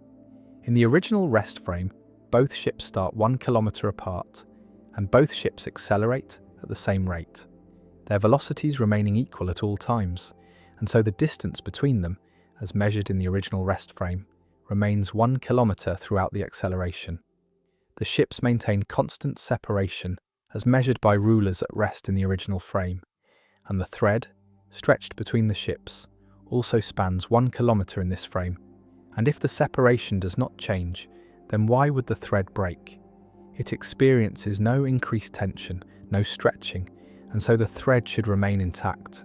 And this reasoning seems compelling, seems to follow directly from the symmetry of the situation. But now consider the second argument, from the perspective of someone accelerating with the ships, someone in the instantaneous rest frame of the spaceships at any given moment. And in this frame, the distance between the ships is undergoing length contraction relative to the original frame. The proper distance between the ships, the distance measured by a ruler moving with the ships, is greater than 1 kilometer and growing because the ships are maintaining constant coordinate separation in the original frame, while length contraction says that moving objects are contracted. And so to maintain constant coordinate separation in the original frame, the proper separation must increase, must stretch, and the thread, a physical object with a rest length, cannot stretch indefinitely without breaking. And so the thread must snap as the proper distance between the ships increases beyond the thread's breaking point. Bell's answer, and the correct answer according to relativity, is that the thread breaks. The second argument is correct, and the error in the first argument is subtle. It confuses coordinate distance in the original rest frame with proper distance measured by moving rulers. And length contraction does not mean that objects physically shrink in their own rest frame. It means that the relationship between coordinate distance in one frame and proper distance in another frame involves a contraction factor, and when two ships maintain constant coordinate separation in the original frame while accelerating, they are actually increasing their proper separation, the distance measured by rulers that move with them, and the thread stretched between the ships experiences this increasing proper separation as tension, and eventually the tension exceeds the thread's strength and it breaks. Imagine the situation more concretely. Place a series of markers at rest in the original frame, spaced 1 meter apart, stretching from the first ship to the second ship, and initially there are 1,000 markers spanning the 1 kilometer between the ships. And now the ships accelerate, and at any given instant in the original frame, the ships remain at the same markers they started at. The distance between them measured by these markers remains 1,000 meters, but from the perspective of the moving ships, the markers are getting closer together, are contracting, because the markers are in motion relative to the ships, and so the ships see more and more markers passing between them. The number of markers spanning the gap increases, and this means the proper distance between the ships is increasing, and the thread, which has a fixed rest length, cannot span this increasing proper distance, and it breaks. The paradox reveals a common misconception about special relativity, the idea that if two objects start with a certain separation and undergo identical accelerations, then they must maintain the same separation. But this is false. Maintaining the same coordinate separation in one frame requires increasing proper separation when the objects are accelerating. And this is because acceleration is not relative in the way velocity is. Accelerating objects experience forces, have proper accelerations that can be measured by accelerometers on board, and two spaceships with identical proper accelerations do not maintain constant proper separation. They drift apart in their own instantaneous rest frames. Bell used this paradox to clarify that length contraction is a real physical effect, not merely a coordinate artifact or an optical illusion. The thread really breaks. Real physical forces are involved, and the contraction of moving objects is a consequence of how electromagnetic forces between atoms transform under Lorentz boosts. And these forces are what hold matter together, what give objects their rigidity, and when objects accelerate, the forces adjust. And in the Bell spaceship scenario, the adjustment causes the thread to experience tension and eventually to snap. The paradox also connects to the Ehrenfest paradox, another puzzle in special relativity involving rotation and length contraction, where a disk spinning at relativistic speeds seems to have a contracted circumference but unchanged radius, leading to apparent contradictions with Euclidean geometry. And both paradoxes illustrate that accelerated motion introduces subtleties that are not present in inertial motion, that naive applications of length contraction can lead to errors, and that careful analysis using the full machinery of special relativity is required to get the right answers. Visualize the two spaceships accelerating in lockstep, their separation constant as measured by observers at rest, but the thread between them stretching from the ship's perspective, growing taut, fibers straining and eventually snapping, breaking in the middle, the two halves trailing behind each ship, and the observers at rest see the thread break. Even though the ships never changed their coordinate separation, and this breaking is real, is frame independent, all observers agree that the thread broke. Though they may disagree about why, about what forces were involved, but the physical fact of the breaking is invariant, is an event in spacetime that everyone can observe. Bell's spaceship paradox remains a challenging problem in relativity pedagogy. Many students, and even some physicists, initially get it wrong, arguing that the thread should not break, and the paradox serves as a test of whether someone truly understands length contraction and the relativity of simultaneity, whether they can correctly apply these concepts to accelerating objects. And the paradox has generated extensive discussion in physics journals, with papers clarifying the resolution and exploring variations. And it stands as a reminder that special relativity, despite being over a century old, still contains subtleties that require careful thought, that intuitions about space and time must be constantly checked against the formalism, and that even seemingly simple scenarios can hide deep complexities. The rockets fire, the ships accelerate, maintaining constant spacing in the original frame, and the thread stretches, taut and straining, and then snaps, unable to bridge the growing proper distance.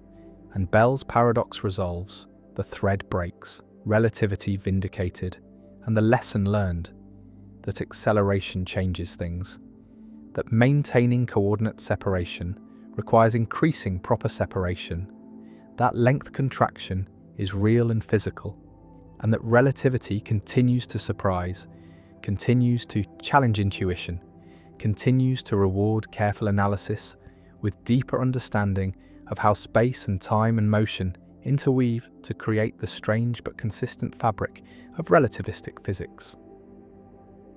The bootstrap paradox. There exists a strange loop in time where cause and effect chase each other in a circle, where information or objects appear from nowhere, with no origin, no creator, no beginning, and this is the bootstrap paradox, named after the impossible act of pulling oneself up by one's own bootstraps, a paradox that emerges whenever time travel creates a causal loop that has no starting point. Imagine a time traveler who loves a particular symphony, and one day they decide to travel back in time to meet the composer, but when they arrive in the past, they discover that the composer has not yet written the symphony, and so the time traveler, eager to hear the music again, writes down the notes from memory and gives them to the composer, who then publishes it as their own work, and the symphony becomes famous, and years later the time traveler hears it and falls in love with it and decides to travel back in time to meet the composer, and the loop is complete. The question that haunts this scenario is simple and unanswerable. Who actually composed the symphony? The composer received it from the time traveler, and the time traveler received it from the composer, and neither of them created it. The information simply exists within the loop, passed from future to past and back again, with no point of origin, no moment of creation, no author. The bootstrap paradox differs from the grandfather paradox because it does not involve contradiction. The timeline is perfectly self-consistent. Every event follows logically from every other event. There is no clash between cause and effect, and yet something feels deeply wrong, an intuition that things must come from somewhere. That information cannot simply exist without being created. The paradox appears in many variations: a book that writes itself, a watch that is given to a younger version of oneself, who then keeps it for decades before giving it back, a technology that is brought from the future and used to invent itself, and in each case the object or information becomes eternal, trapped in a loop of time, aging perhaps, but never truly beginning or ending. Some physicists accept the bootstrap paradox as a genuine possibility if time travel is real, arguing that closed time-like curves, paths through space-time that loop back on themselves, are permitted by general relativity under certain conditions, and that such loops might allow for causally self-sufficient systems where the past and future are mutually dependent. Others find the paradox deeply troubling, a sign that something is wrong with our understanding of causation, entropy, or time itself, because information in a loop would violate the second law of thermodynamics, which states that entropy always increases, that order does not arise spontaneously from disorder, and yet in a bootstrap loop, the information appears to be perfectly preserved, never degrading, never increasing in entropy, existing in a kind of timeless stasis. The many worlds interpretation offers one way out, suggesting that the time traveler who delivers the symphony creates a new branch of reality, and that in their original timeline, the symphony had a different origin, but this solution feels like cheating, multiplying universes to avoid the discomfort of the loop. The bootstrap paradox forces confrontation with deep questions about the nature of causation, whether causes must always precede effects, whether the universe permits closed causal loops, and whether existence itself requires an ultimate origin, or whether some things can simply be eternal and self-caused, through time without beginning or end, defying the intuition that everything must come from something, that there must always be a first cause, a prime mover, a starting point from which all else flows. The false belief paradox.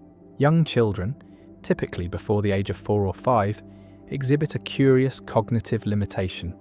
They struggle to understand that other people can hold beliefs that differ from reality, that someone can believe something false, and this limitation is revealed through false belief tasks, experimental scenarios designed to test whether children can represent the mental states of others, can understand that beliefs are representations that can be accurate or inaccurate, and the classic version involves a character named Maxie who places chocolate in a cupboard and then leaves the room.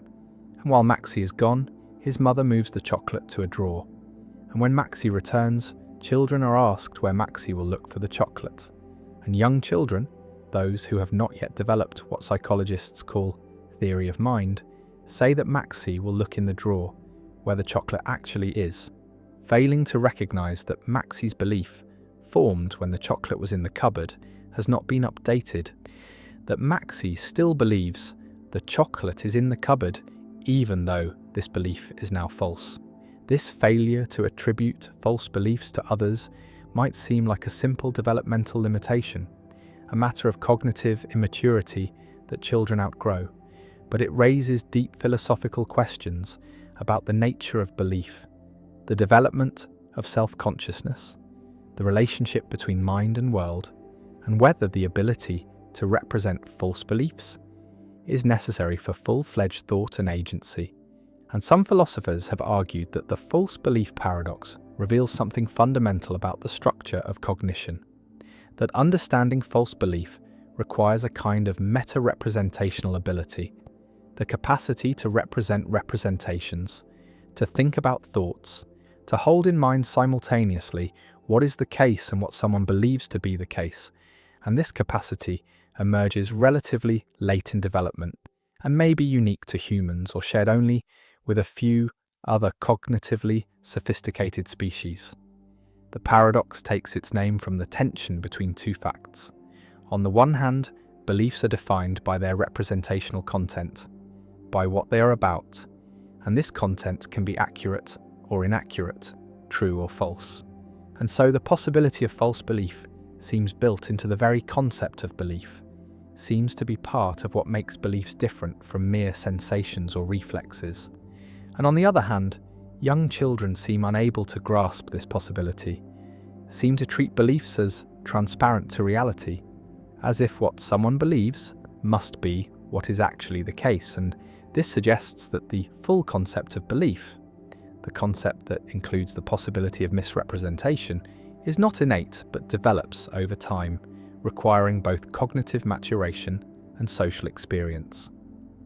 The false belief paradox also appears in philosophical discussions of self-knowledge and first-person authority, because while young children struggle to attribute false beliefs to others, they seem to have access to their own beliefs in a more direct way.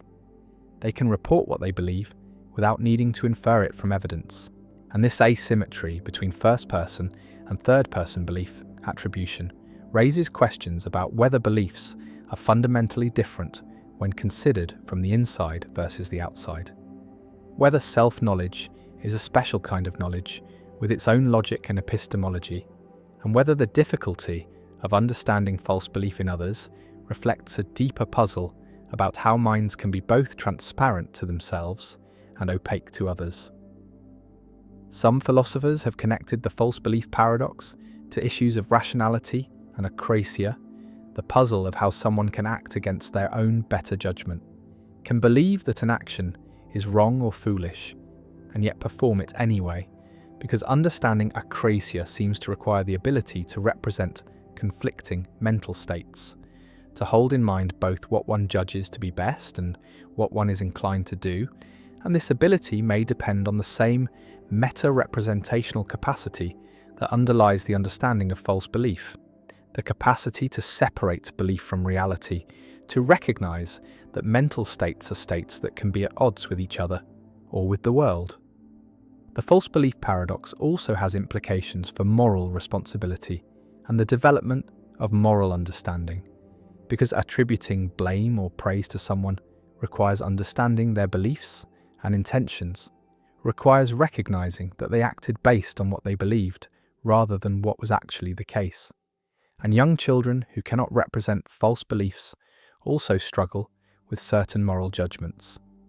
They tend to judge actions by their outcomes rather than by the intentions behind them, and they have difficulty understanding that someone who causes harm unintentionally, based on a false belief about the situation, is less blameworthy than someone who causes harm intentionally. And this connection between false belief understanding and moral judgment suggests that moral development depends on cognitive development, that certain moral concepts require certain cognitive capacities. The paradox raises questions about animal cognition as well, about whether non-human animals can represent false beliefs, whether they have theory of mind, and experiments with primates, corvids, and other intelligent species have produced mixed results. Some studies suggest that great apes and some birds can pass modified versions of false belief tasks, suggesting they have at least rudimentary theory of mind, while other studies find failures, and the debate continues about what these results mean, whether animals that pass simplified tasks really understand false belief, or whether they are using simpler heuristics, behavioral rules that mimic understanding without genuine meta-representation. The false belief paradox also connects to discussions of autism and neurodiversity, because individuals with autism often struggle with theory of mind tasks, including false belief tasks, even into adulthood, and this difficulty has been proposed as part of what makes social interaction challenging for autistic individuals. The inability to easily and automatically infer what others believe, intend, or know.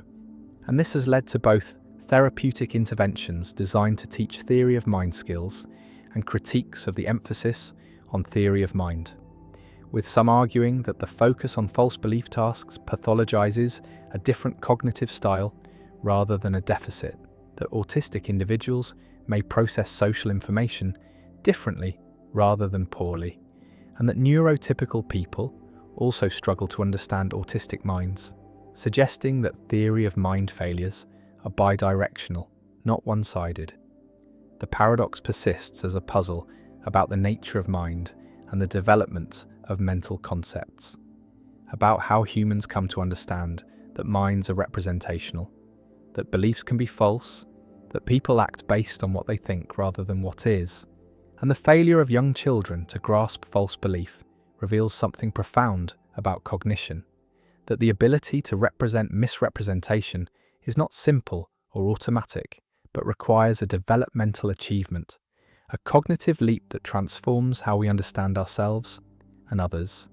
And once this leap is made, once false belief becomes comprehensible, the social world opens up in new ways. Deception becomes possible and recognizable. Mistakes become understandable, different perspectives become appreciable, and the realization that others see the world differently, that their beliefs may not match reality or our own beliefs, becomes the foundation for empathy, communication, cooperation, and conflict.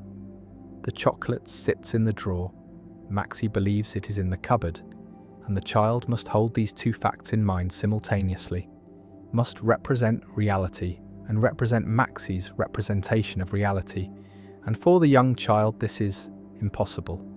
The two collapse into one, belief and reality merge, and Maxie must look where the chocolate is, not where he believes it to be.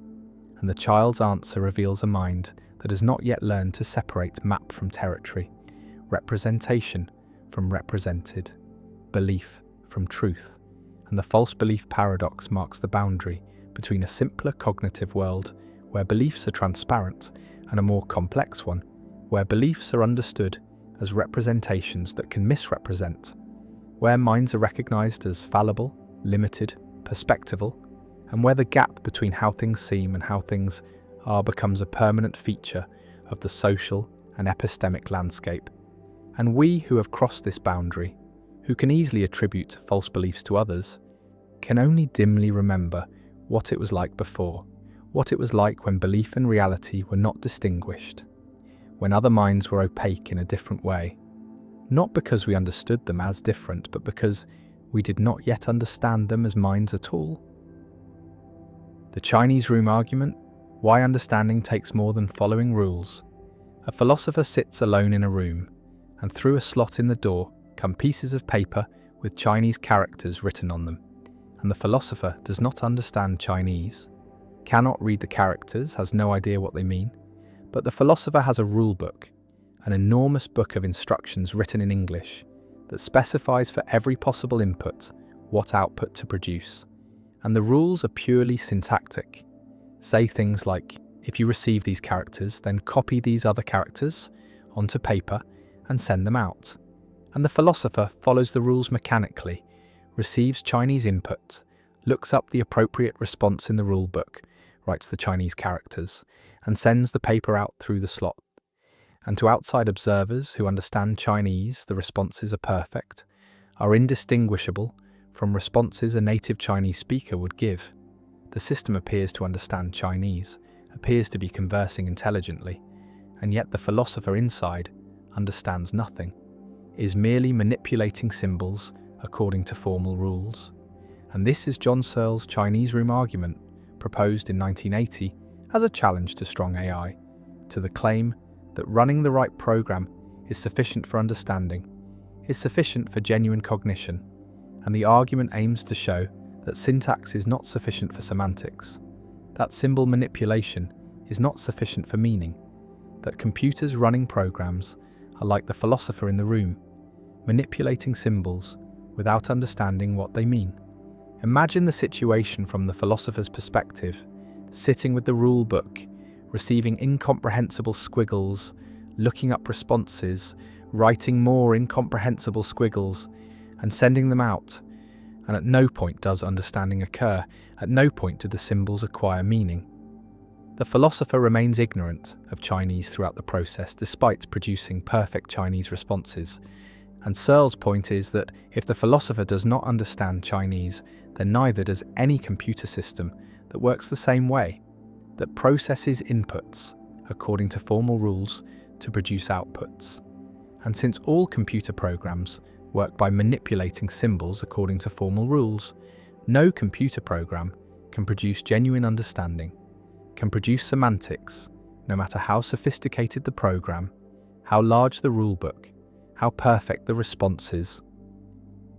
The argument is directed against the computational theory of mind, against the idea that cognition is computation, that thinking is symbol manipulation, that minds are programs running on brains, and Searle argues that this view is false, that minds have more than computational properties, that understanding requires something beyond syntax, something like intentionality, the capacity for thoughts to be about things, to have meaning, and intentionality is not a computational property, is not something that emerges from symbol manipulation.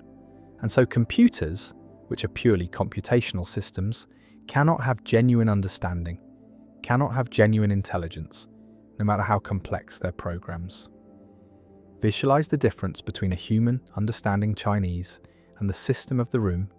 The human has intentional states, has thoughts that are about things, knows what words mean, knows what is being said, while the room system has only syntax, has only formal symbol manipulation, and the symbols in the room are not about anything, do not mean anything to the system, are just meaningless marks manipulated according to rules.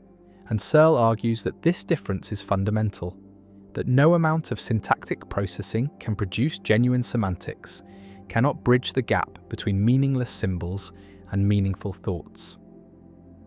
The Chinese room argument has generated enormous discussion and numerous objections.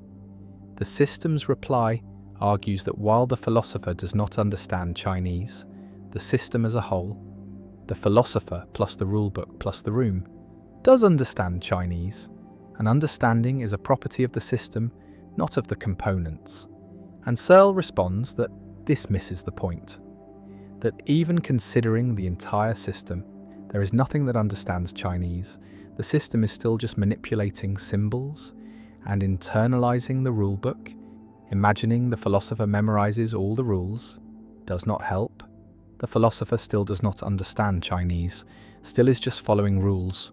The robot reply argues that a computer embedded in a robot body, with sensors and actuators, with the ability to interact with the world, could ground symbols in experience, could connect symbols to things, and this grounding would provide semantics, would provide understanding, and Searle responds that this just adds more symbol manipulation. The robot receives perceptual inputs, processes them through programs, produces motor outputs, but all of this is still syntactic, still formal symbol manipulation, and adding perception and action does not add semantics, does not add understanding. The robot is just a Chinese room with cameras and arms. The brain simulator reply argues that if the program simulated the actual brain processes involved in understanding Chinese, neuron by neuron, then running the program would produce understanding. Because understanding is what brains do, and the simulation reproduces what brains do. And Searle responds with the thought experiment of replacing neurons with silicon chips one by one, and asks whether, at some point, understanding suddenly disappears, and argues that if understanding depends on specific biological properties of neurons, then simulation is insufficient. And if understanding depends only on computational properties, then simulation has them and still does not produce understanding, showing that computation is not enough. The Other Minds reply argues that we attribute understanding to other humans based on their behavior, and if a computer produces the same behavior, we should attribute understanding to it by the same reasoning. And Searle responds that this is an epistemological point about how we know others understand, but his argument is a metaphysical point about what understanding is, and behaviorally equivalent systems might differ in whether they genuinely understand, and the Chinese room shows that behavioral equivalence does not guarantee understanding. Supporters of strong AI have largely rejected the Chinese room argument, have argued that Searle begs the question by assuming there is something more to understanding than syntactic processing, that he relies on intuitions about the philosopher's lack of understanding without justifying those intuitions, and that if the system perfectly duplicates the behavior of a Chinese understander, then it is a Chinese understander. An understanding is not a mysterious inner property, but is constituted by the right functional organization, the right pattern of information processing, and the Chinese room system has that organization. The argument also raises questions about what understanding is, what makes the difference between genuine and merely apparent understanding, and whether there could be a fact of the matter about whether a system understands or whether understanding is something we attribute based on pragmatic considerations. And Searle argues that understanding involves consciousness, involves subjective experience, involves intentionality, and these are biological phenomena that cannot be duplicated by computation, while functionalists argue that understanding is a matter of functional organization, and any system with the right organization understands regardless of its physical implementation.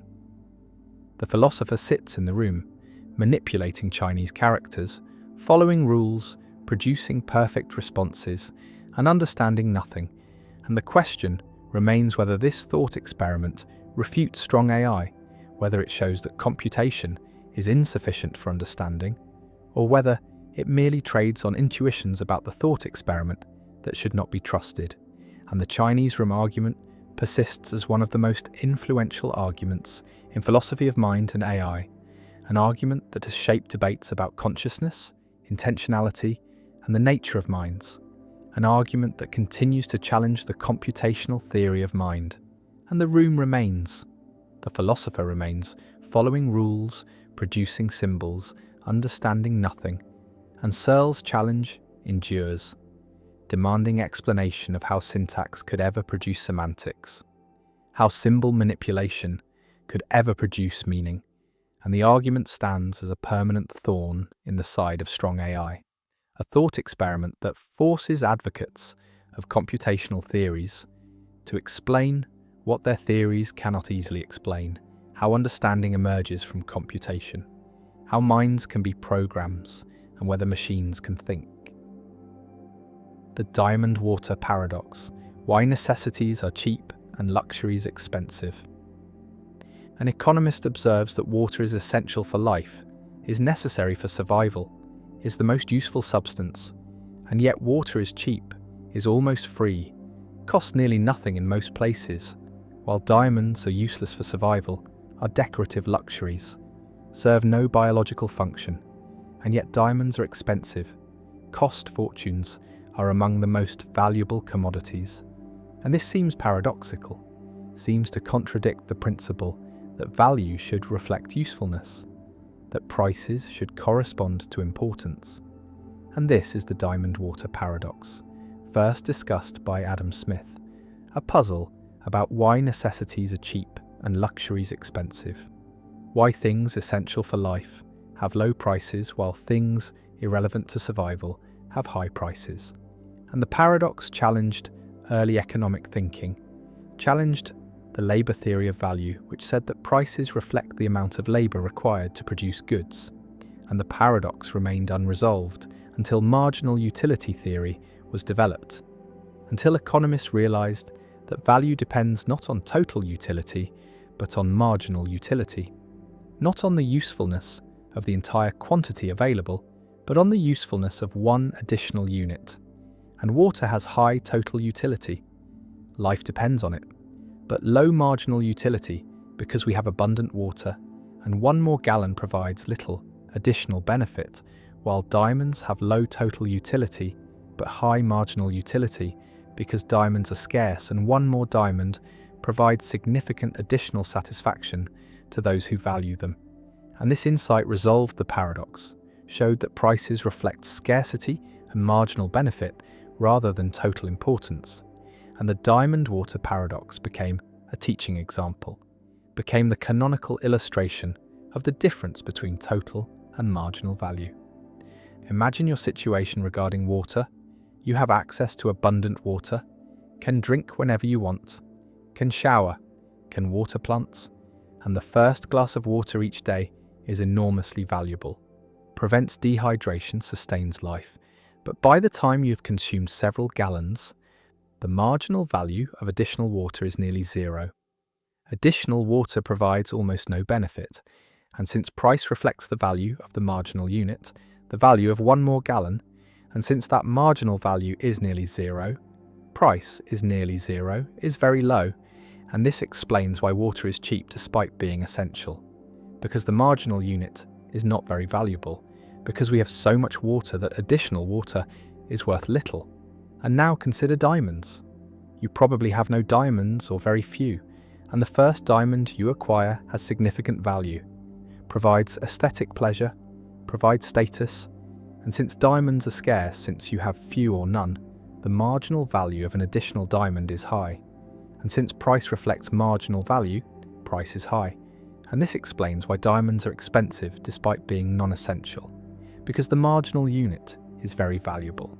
Because diamonds are scarce and additional, diamonds provide significant benefit to those who value them. The diamond water paradox demonstrates the importance of distinguishing total utility from marginal utility, shows that these can diverge dramatically, that goods with high total utility can have low marginal utility, and vice versa. And this distinction is fundamental to microeconomics, is the basis for understanding consumer choice, for deriving demand curves, for analysing how people allocate scarce resources, and marginal thinking, thinking about the value of additional units rather than the value of entire categories, is essential for economic reasoning.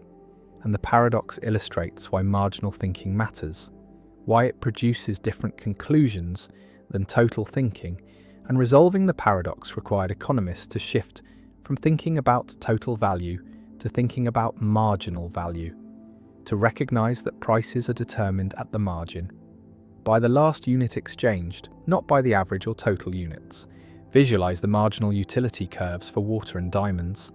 The marginal utility of water is high for the first units, the first gallons that prevent dehydration, but declines rapidly as consumption increases, as basic needs are satisfied, and at the quantity consumed, the marginal utility is low, is near zero, and price equals this low marginal utility, while the marginal utility of diamonds is high even at low quantities, because diamonds are scarce, because even wealthy people have relatively few diamonds, and at the quantity consumed the marginal utility remains high, and price equals this high marginal utility.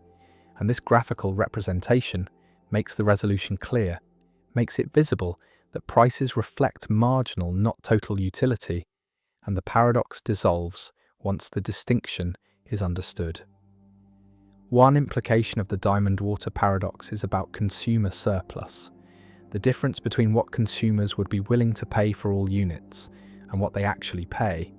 And consumer surplus for water is enormous, is the difference between the life-saving value of the first units and the near-zero price paid, and consumers gain vastly more from water than they pay for it. While consumer surplus for diamonds is small, buyers pay prices close to their willingness to pay, and this shows that market prices do not reflect total value to consumers, do not capture the full benefit people receive, and the difference is consumer surplus is the unmeasured benefit. And understanding this helps explain why markets are beneficial, why trade creates value, because both buyers and sellers typically gain surplus, gain benefit beyond what they pay or receive. Another implication concerns necessity goods and luxury goods more generally. The paradox illustrates that necessities tend to be cheap, tend to have low prices relative to their importance, because necessities are typically abundant or because demand saturates quickly, because once basic needs are satisfied, marginal utility declines, while luxuries tend to be expensive, tend to have high prices relative to their importance, because luxuries are scarce or because demand does not saturate, because the wealthy always want more luxuries, and this pattern has implications for taxation. For understanding that taxing necessities is regressive, hits the poor harder, while taxing luxuries is progressive, hits the wealthy harder, and the paradox helps explain why economists typically advocate luxury taxes over necessity taxes, why sin taxes on non-essential goods are more acceptable than food taxes. The paradox also appears in discussions about water scarcity, because the resolution depends on water being abundant, depends on marginal utility being low, but in regions where water is scarce, the marginal utility of water rises dramatically, and prices should rise correspondingly, should reflect scarcity. And this suggests that in water-scarce regions, water should be expensive, should be priced to encourage conservation, to allocate scarce supplies efficiently, but such pricing is controversial, is seen as making a necessity unaffordable, and this creates political tension, creates conflict between economic efficiency, which requires high prices for scarce water, and social justice, which requires affordable water, and resolving this tension requires subsidies or tiered pricing or other interventions, and the paradox illuminates the trade-offs involved. Some argue that the diamond water paradox is not fully resolved, that even marginal utility theory leaves puzzles, because why do diamonds have high marginal utility? Why do people value diamonds? And the answer involves signaling, involves conspicuous consumption, involves diamonds serving as status symbols. And this is a different kind of value, is social rather than intrinsic. And understanding diamond value requires understanding social dynamics, understanding how luxuries signal wealth, how scarcity creates desirability, and this extends the resolution, shows that marginal utility can reflect social as well as physical properties, can reflect symbolic meaning as well as functional use. The paradox also connects to debates about labor theory of value, because Marx used labor theory, argued that value reflects socially necessary labor time, and the diamond-water paradox is often seen as refuting labour theory, as showing that prices do not simply reflect labour inputs, because water requires little labour per gallon but is essential, while diamonds require more labour but are luxury. But defenders of labour theory respond that the paradox misunderstands their theory, that labour theory concerns exchange value, not use value, concerns prices, not total utility, and that labour theory can accommodate the paradox by recognising that scarcity affects prices, that supply and demand matter, and this debate continues, shows that the paradox remains relevant for understanding competing theories of value. Water flows abundantly, is drunk freely, costs almost nothing, and diamonds sit in vaults, are purchased rarely, cost fortunes, and the paradox stands: necessity is cheap and luxury expensive.